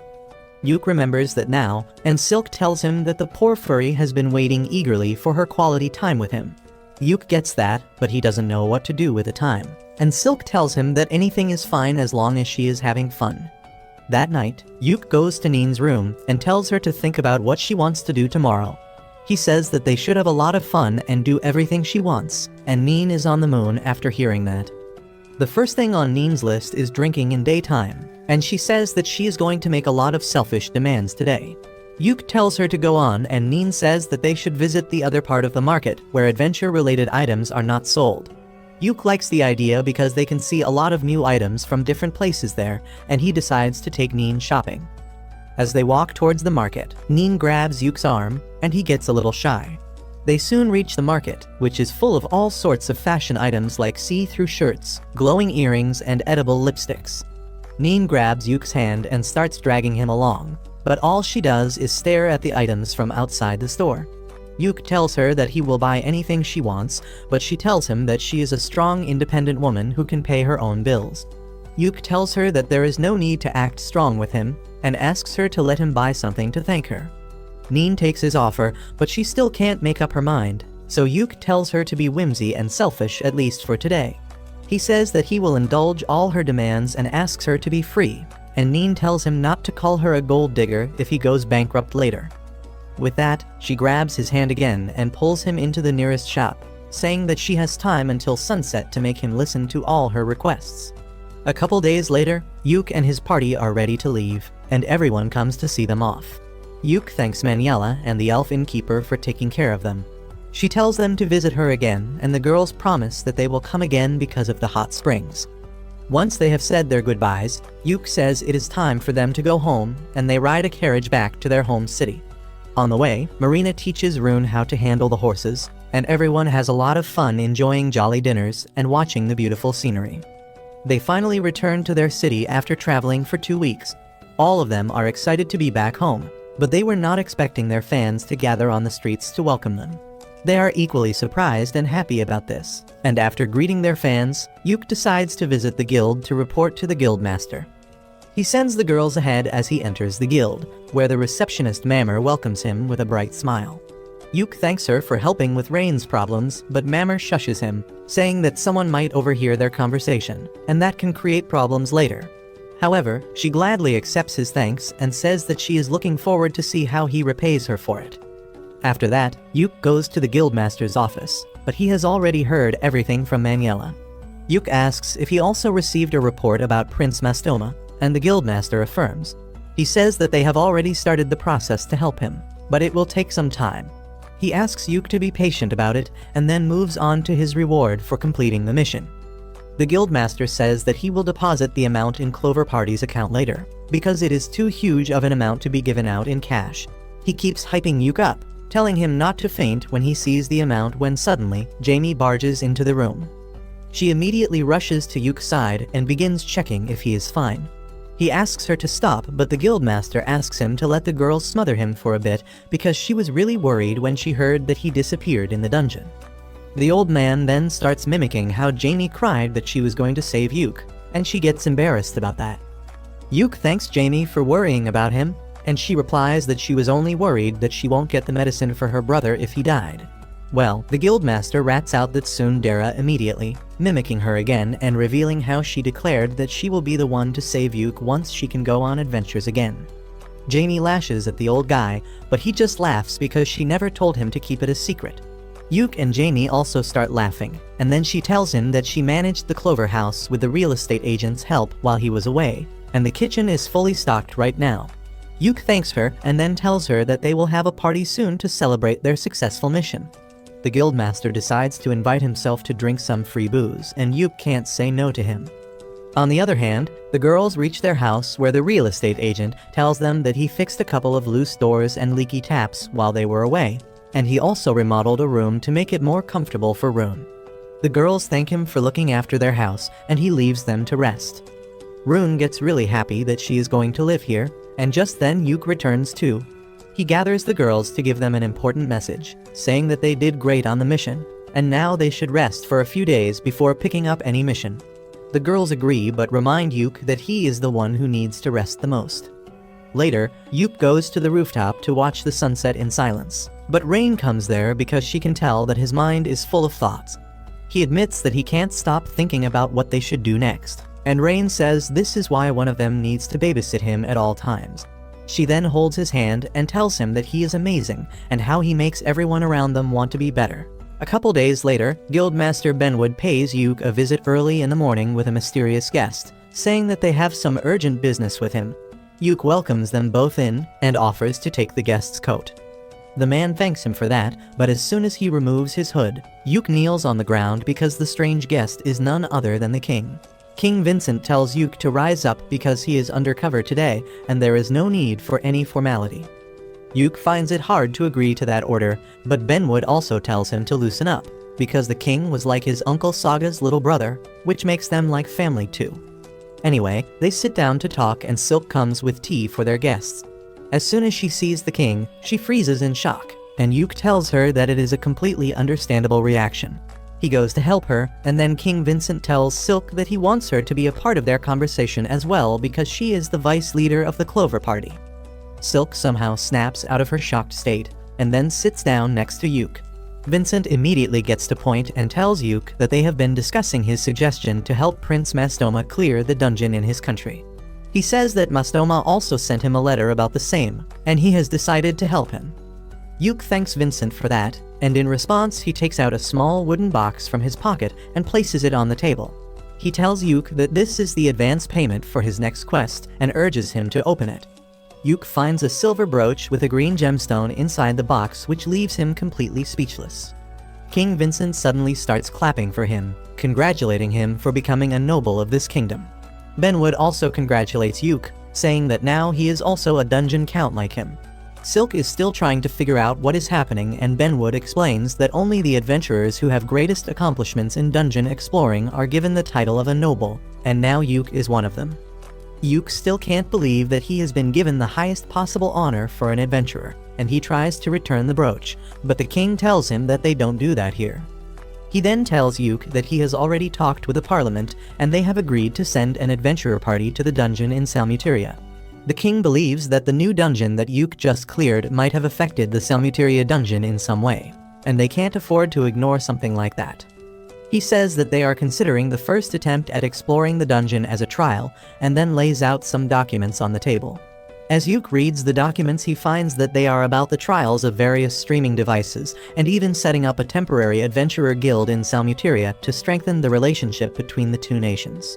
Vincent and Benwood tell him that they could not let him take on Mastoma's request personally because it would create many political problems.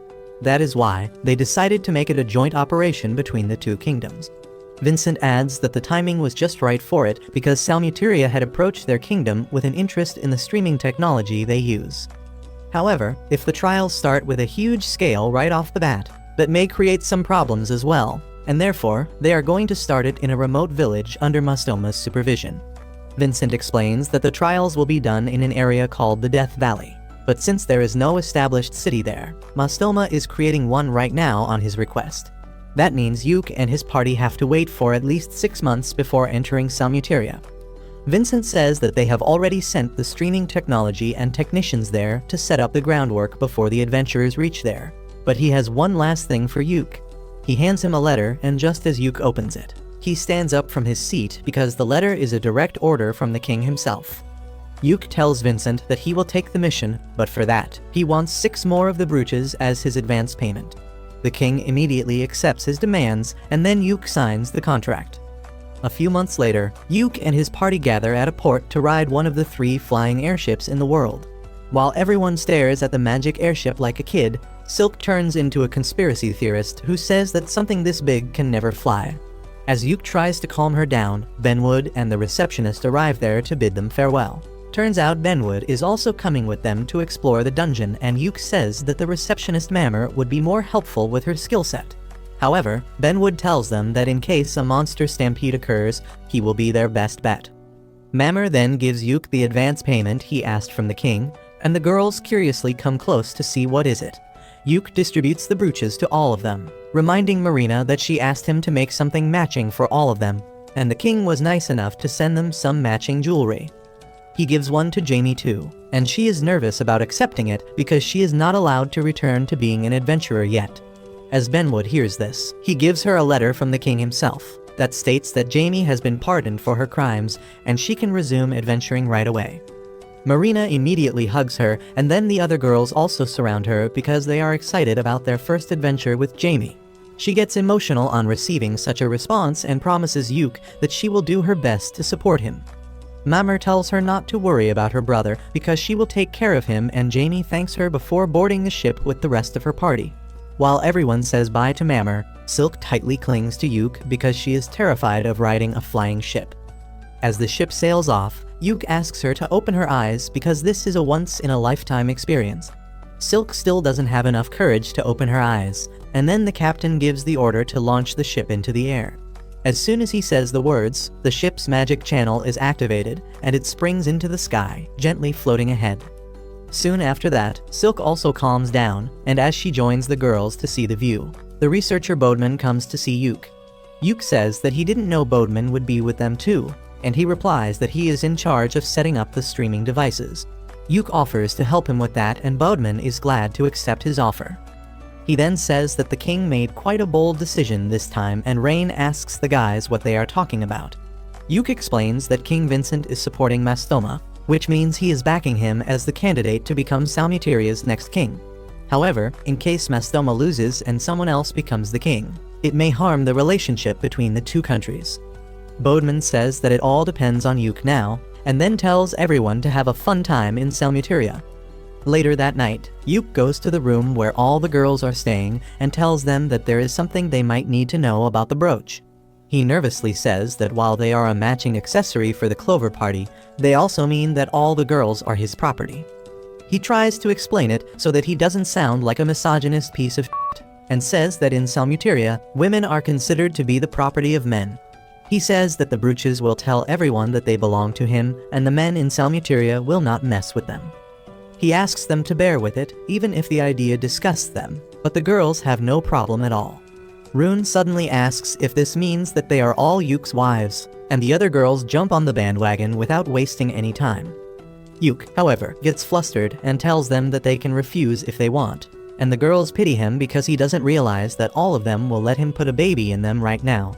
However, they don't tell him their true intentions as well, so it is also their fault that he is so clueless. Rain then asks Yuke if they should call him darling since they are pretending to be married, and his incel heart almost gives out on hearing that. He asks everyone to call him normally because doing something they are not comfortable with can be problematic. Suddenly, Min raises her hand because she has a question too. She asks Yuke who is going to be his head wife, because in Salmuteria, every guy with a harem has a head wife who is basically the boss of the harem. Yuke thinks about it for a while, and then names Rain as his head wife because she has already met Prince Mastoma, and she knows the full story of this mission. Everyone else also agrees to the suggestion, and then Yuke decides to leave for his room. Marina teases him, asking if he wants to sleep with his wives tonight, and the flustered Yuke leaves in a hurry. As he is walking back to his room, Rain runs after him, asking if he was being considerate of him just now. Yuke affirms, saying that they can't just tell everyone else that she is a noble by blood and they are already legally married. Rain understands his point, but she tells him that their bond is a special one, and he doesn't need to force himself to do anything he doesn't want. He pats her head, saying that he wanted to do it for her, and Rain hugs him, telling him that he can be more unguarded around her. A few days later, their ship finally reaches Salmuteria, and as Yuke watches over the landscape with Benwood and Bodeman, They say that they will probably camp at the landing site for tonight. Benwood says that even though Prince Mastoma promised to send someone to escort them to the city, they will probably not travel during the night, and Bodeman hopes that is true. Just then, the alarm rings and the ship's captain orders the crew to prepare for landing. As they go down the clouds, Yuke gets really excited about what he is going to see in the Salmuteria Kingdom. But the first thing they come across after landing is a gang of vicious bandits. Yuke remarks that the timing of the bandits is quite suspicious, as if they already knew about them. Benwood agrees with him too, and he cracks his knuckles, saying that they should beat up the bandits to learn who sent them here. Yuke and his girls also draw their weapons to fight, and then the bandits charge at them furiously. Soon after they are done beating the bandits, Mastoma arrives there personally to welcome Yuke's team. As Yuke kneels to greet him, Mastoma says that the bridge leading to this place was badly damaged, so he had to arrange for a boat, and they got late because of that. He then asks Yuke to get up because he doesn't want any formality between them, and says that they should talk as equals. Yuke nervously says that he can't do that, but Mastoma simply lifts him up, refusing his refusal. He then thanks him for his efforts in convincing the king of Welmelia to explore the dungeon, but Yuke says that he is just repaying the favor. With that, they turn their attention to the captured bandits, and Yuke asks the prince if he knows anything about them. He replies that they might have been sent by his elder brother Rafuma, who is really desperate to win the battle for the crown. Mastoma talks about how his brother has tried to kill him many times before, but he always survived and beat him at his own game. He orders his men to take the bandits away and start interrogating them, and then warns Yuke to be more careful from now on.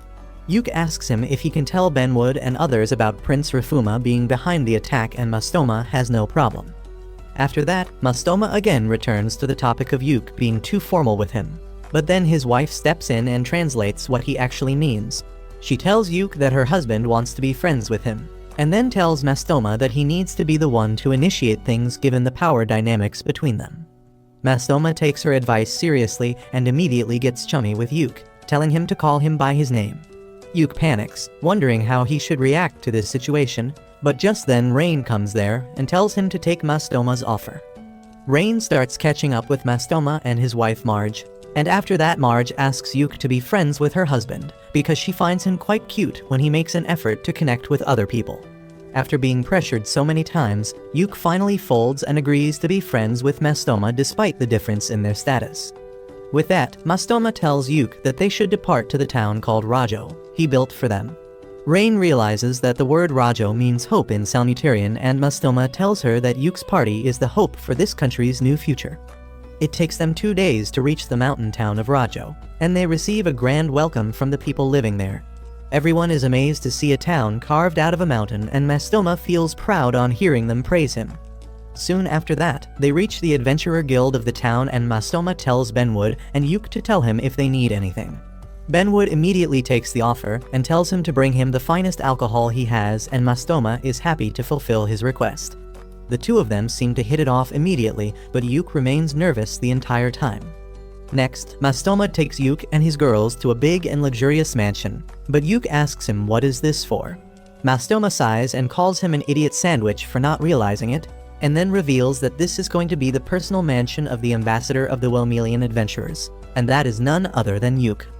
Everyone freaks out on hearing that, and only after that they notice that a banner with Yuke's name and title was hanging over the building all along.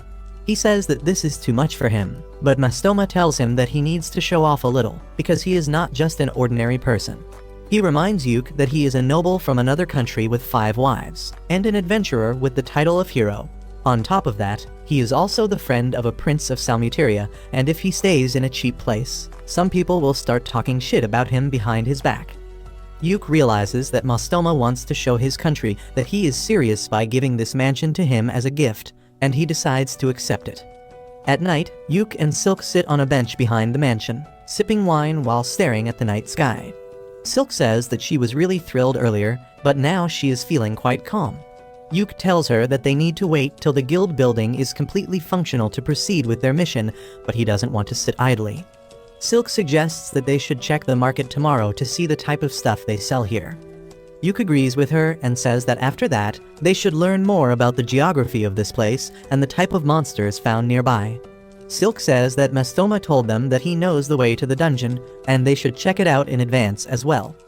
Yuk then asks her where the other girls are, and Silk replies that they fell asleep as soon as they hit the soft beds. Yuk then starts talking about the stars, and Silk tells him that the night sky looks different in her hometown. Yuk is curious if Silk misses her home, and she replies that she doesn't really miss it because she has him and the other girls here, but she feels nostalgic sometimes. She says that she wants to go there soon, and Yuk says that he wants to see the place too. Silk tells him that humans are not really welcome there, but she will try to get him a pass once they complete this mission. A couple days after that, the work at the guild building is finished, and Mastoma tells Yuk's party about the dungeon. He says that they have to pass through a place called the Death Valley to reach the dungeon, which serves as the tomb for one of his ancestors. Yuk says that his party will immediately start exploring Death Valley while clearing a way to the museum. Bodman says that he will continue working on setting up the streaming devices because they need some more work, and Benwood adds that he is too busy conducting background checks on the people from Salmuteria who have applied to become an adventurer. He asks Yuk to lend Jamie to him because she helped at the guild for 6 months and has some experience with handling the paperwork. Since Jamie is fine with it, Yuk gives his permission to let her work at the guild, and he also tells Rune to stay behind and help Jamie till they need her help out in the field. Soon after that, Yuk leads his party into Death Valley, and he immediately realizes how it got its name. There are monsters everywhere, and some of them have already died because of heat and dehydration. The layout of the valley is really confusing as well, and there are no areas that are marked safe from monsters. As Yuk tries to make sense of the map, Silk warns him that something is wrong with this place because the spirit energy is really off here. That means that the Death Valley is an unstable place, and Yuk thinks that it is because of the dungeon disturbing the spirit energy. He fears that there might be a dungeon overflow or a stampede at this rate, and suddenly, the curse mark on his face activates. Rain asks him what should they do if the seal on the dungeon has worn off, and Yuk replies that they will have to inform Mastoma first before taking any action. However, he decides to continue investigating till they have solid proof and tells the girls that they are going to be camping here tonight. At night, Yuk's curse mark starts acting up even more, and he feels like it is reacting to something in the direction where the royal tomb is. Rain tells him that she can also feel something is off, and just then, Silk calls them both to discuss their plans for the next day. Everyone gathers around the fire as Yuk tells them that the goal for tomorrow is to reach the royal tomb, when suddenly, a sharp wind blows and everyone gets alert. They get up and draw their weapons because they sensed a strong monster nearby, and then Yuk's curse mark starts hurting. The girls are also scared because the presence they felt was unlike anything they have experienced before, but Yuk asks them to calm down. He tells Neen to scout the surroundings and find what is wrong without putting herself in danger, and she soon returns with shocking news. She reveals that there is a group of 20 monsters heading towards them from the east. And what is even more surprising is that there are different types of monsters in the group. Yuk panics on hearing that because it means the situation is as serious as a dungeon stampede, because normally, only a single type of monsters come out of a dungeon. He then asks Silk if they can get back to Rajo before the sun rises, and she tells him that though it will be hard and risky, it is possible. Yuk decides to take that risk because reaching the town and informing everyone comes first. He puts out the fire and tells the girls to be on high alert as they run because they don't know what kind of monsters they are facing, and the night doesn't work in their favor as well. He then boosts their physical abilities so that they can run faster, and just a few minutes later, they run into some dino monsters. Luckily, Neen senses them in time and Yuk puts them to sleep with his magic, giving Marina the chance to finish them off. They resume running with that. And then Silk tells Yuk that the dungeon is definitely affecting this place, and the problem might be even more serious than a stampede. Yuk agrees with her, and says that they need to do something about it soon, because at this rate, the dungeon may create problems for the whole of Salmuteria. Just then, Rain asks everyone to stop because she found a shortcut. Neen tells her that there is no shortcut, but Rain points at the cliff in front of them, saying that they just need to go down, so they shouldn't waste time by using the route they took to climb up. She uses a spell to slow down their falling speed, and just as she finishes casting it, the group of monsters approaches them from behind. Everyone jumps down the cliff before the monsters can reach them, and they land safely thanks to Rain's spell. Yuk recharges her mana and Rain tells him that she knows a couple more shortcuts that can make their work easy. They start running again, but soon another group of monsters comes in their way. Thanks to Neen's directions, Marina, Silk, and Yuk manage to take the monsters down immediately, and then they resume running. They reach the town before sunrise, and while everyone else is tired and goes to sleep, Yuk and Silk call a meeting with Mastoma and others. They give a detailed report of what happened, and Bodman checks the recordings to confirm that a dungeon stampede is going to start soon. Mastoma gets worried on hearing all this, and he asks everyone how do they handle such situations in their country. Benwood tells him that they send multiple adventurer parties to reduce the number of the monsters and find the cause of the stampede, and Bodman adds that they sometimes send the knights as well. Unfortunately, Salmuteria doesn't have either of them, and he asks Benwood if he can just call some adventurers from Welmelia to help him. Benwood says that it is possible, but it will cost a lot, and more than that, it will create a lot of problems politically. Mastoma says that he will talk to his father about it immediately because it is a matter of national importance now, and that surprises Yuk because only Mastoma knows about the dungeon, and now he is willing to make the information public. Mastoma tells him that he doesn't care if his brothers take an interest in conquering the dungeon as well, because now it is a matter of national security, and he must protect his people before thinking of anything else. He then bows down before Yuk and others, telling them that he can't do much right now because he is not the king, but he wants to save his country, and for that, he is willing to beg for their help. Benwood tells him that he will immediately start the process, and then Yuk promises him that he will do everything he can to help him. Soon, the paperwork and other formalities for sending adventurers from Welmelia to Salmuteria are completed thanks to Mastoma's efforts. However, Benwood tells him that they need at least 1 month to gather their strongest adventurers and send them over by the flying ship, and sending the full force will take even longer. Mastoma says that it is too long, and Yuk says that they just have to fend off the monsters with the forces they have till then.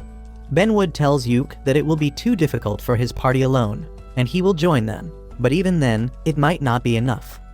He asks Mastoma when can the armed forces of Salmuteria join them, and learns that he has summoned the common soldiers, knights, and some monster-hunting families for the task. But they are moving quite slowly, possibly because of the interference of his elder brother. Yuk confirms that their supply chain is not broken yet and tells Mastoma that he needs to order some new things. He asks Bodman for help, and he suggests that they should place some traps along the way for monsters. He says that Salmuteria is rich in artifacts and their knowledge, and they should use them to fight against the monsters because that way, they will suffer less casualties.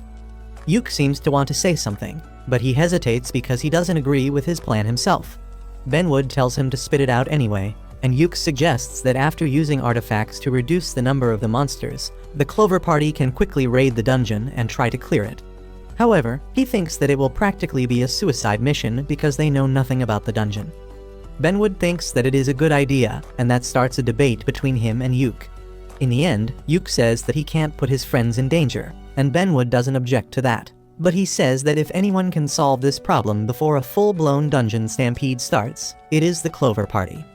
Soon, Yuk returns to his mansion, where Silk tells him that they had a discussion about the situation too, and she believes that attacking the dungeon quickly is their best course of action. Yuk tries to convince them that it is too dangerous, but Silk says that Rune told her something concerning the dungeon. Yuk asks her what it was, and Rune says that the area outside the dungeon felt strange, almost as if its layers were being peeled away like an onion to reveal its true form. Rain says that those layers must be the seals that were placed on the dungeon, and now they have been broken. Yuk soon comes to the conclusion that the reason behind the seals being broken is what happened at the previous dungeon. Rune also seems to agree with him, and Yuk decides to ask the girls what they want. He turns to Marina first, and she tells him that she will simply follow whatever decision he makes. Silk says that the rest of the girls are thinking the same thing, and then Jamie asks Yuk if he plans to run away from this situation. She tells him that she will stay behind with Benwood to protect the base, and Yuk is surprised that she is not coming with them. Jamie says that she has not had any practice in months, so she might not be good in the dungeon, but she can at least defend the city. She asks Yuk to think carefully and make the decision because everyone will follow him no matter what he decides. Everyone gathers around him, and that gives Yuk the courage to declare that they will launch a quick attack on the dungeon before things can get worse. The next day, they call a meeting and Yuk explains that they have 3 things to do on their mission to conquer the dungeon. The first thing is to set up the transmission network so that the live stream video from the dungeon can be shared to the base without a problem. Bodman thanks them for taking on this job when it is supposed to be his responsibility, and Silk says that the Valley of Death is too dangerous for non-combat normies like him. Their next mission is to find the best route to enter the dungeon and do a check of the live stream network, and Silk says that they plan to do both of them at once. Yuk adds that if they can find the entry point and the video reaches the city, they will move on to the third part of their mission, which is to conquer the dungeon. Benwood and others tell him that they will handle any monsters that escape during the stampede, and then Yuk asks if anyone has any questions. Rune raises her hand, asking Yuk to take her along. The girls try to tell her that the valley is really dangerous, but Rune says that since she is the Golden Priestess, she can sense distortion in space and time, and if she gets close to the dungeon, she might be able to figure out something. She tells Yuk that there is a lot of distortion in the dungeon here, even though it is not the same as the Golden City. She can't tell anything more than that right now, so everyone decides to let her come along. They set out on the mission the next day, and Yuk and Rain set up the artifacts to transmit the livestream. Yuk gets exhausted pretty quickly because he didn't expect it to be so hard doing something technical, and Silk tells him that he doesn't have to force himself. However, he assures her that he is fine and says that they will camp at the place where they stayed last time. He then goes to talk to Marina, who tells Yuk that she is feeling really anxious for some reason. Yuk hugs her to comfort her, but then suddenly, he starts feeling unwell. He falls to his knees and the girls immediately surround him. Rain realizes that his mana is disbalanced, and she helps him regain control by making him take deep breaths. Just then, Neen comes there running with an urgent news, and Yuk buffs everyone so that they can see what she found. Neen takes them to a cliff from where they can see a giant dark sphere located in the same direction as the dungeon. Yuk starts feeling uneasy after seeing it, and the curse mark on his face appears. He feels like he has seen the dark bubble somewhere else, but he can't remember where. He decides that the dark bubble is really dangerous, and they need to get away from this region immediately. He asks Silk to summon her snake spirit to learn if there is any danger here, and then tells Rune to climb on his back because they need to run. They reach at dawn, and everyone feels more relieved physically and mentally. Yuk says that they found something really interesting today, but now they have no means to launch a quick attack on the dungeon to conquer it. He thinks that they won't be able to break through the dark bubble and decides that informing Mastoma and Benwood comes first. As the sun rises, they reach the main city, and Yuk finds everyone in a state of panic. He asks a guard what happened, and learns that Prince Rafuma has arrived in the city, and he wants to seize control of the city as well as the broadcasting artifacts here. Yuk immediately decides to intervene in the matter and goes to Mastoma's office, and he can hear the two princes yelling at each other all the way from the corridor. He takes a deep breath as he opens the door, and then introduces himself to Rafuma, who mocks him for being just a king. Mastoma asks Yuk to ignore the fat bastard and give his report, and Yuk tells him about the big black barrier that is surrounding the dungeon. He says that the barrier is radiating a dark and tense energy that has made the monsters go crazy, and at this rate, a dungeon raid is out of the question. Mastoma asks Yuk more about the barrier, but he has no idea what it is. Just then, Rune arrives there in her Golden Priestess form and says that the Black Barrier is actually this world's outer sea. She explains that every world is like a bubble floating in a sea of darkness. Mastoma has heard about the multiverse theory, and he asks Rune if the Sea of Darkness is flowing into this world. Rune tells him that it is something else entirely, because it appears that this world has become an inverted dungeon. She says that soon, this world will be covered by complete darkness like the one she and Yuk experienced in the past, and they need to clear the dungeon before that. While Yuk and Mastoma are worried about this, Rafuma thinks that it is just a pile of He tells Yuk to leave his country because the problem started the moment he came here, but Mastoma tells him to go away if he can't help. They stare at each other with hatred and anger for a while, and then Rafuma leaves, telling Mastoma that they are not done talking yet. Just as he leaves, Benwood comes running with another urgent news. He tells Mastoma and Yuk that a strange black barrier has appeared in dungeons all around the world, and he already knows that this is the sign of an inverted dungeon. Benwood explains that a tragedy like this occurred 16 years ago, and Yuk says that he has never heard of anything like that. Benwood says that it was kept top secret, and the reason he knows this is because he was a member of the party that sealed the inverted dungeon in Infinite Darkness. He says that they found an abyss door leading to another world in the Infinite Darkness dungeon and managed to seal it, and Mastoma asks more about that. Rune explains that Infinite Darkness is a stairway to multiple worlds. All the dungeons originate there, and eventually they return to it once they are destroyed. This makes Yuke realize that all the dungeons in the world are connected to each other, with infinite darkness being the common point. He tells Benwood that the abyss gate his party sealed has been opened, and the darkness flowing through it is leaking out through other dungeons, and that is the cause of the black barrier around the dungeons. He says that if they don't do anything, the entire world will be engulfed by darkness, and that means they need to cut off the problem at its root. He declares that they need to conquer the abyss gate at the bottom of the infinite darkness dungeon, because that is the only way to save the world. Hearing those words reminds Benwood of his glory days, when he raided the infinite darkness dungeon with his party that included the receptionist Mammer, the old hag Maniela, and Yuke's uncle Saga. After sealing the abyss gate, Benwood said that this is only a temporary relief measure, and until they defeat the Demon King, the dungeon would become active again and the world would be in danger of being swallowed by darkness. Saga remarked that the same thing happened to Yuke's homeland, but he was hopeful that someday, a hero would arrive to defeat the Demon King and conquer the infinite darkness once and for all. Back at the meeting, Benwood tells Yuke that if he plans to close the infinite darkness dungeon, they need to send a special investigation team in to find more details about it. He says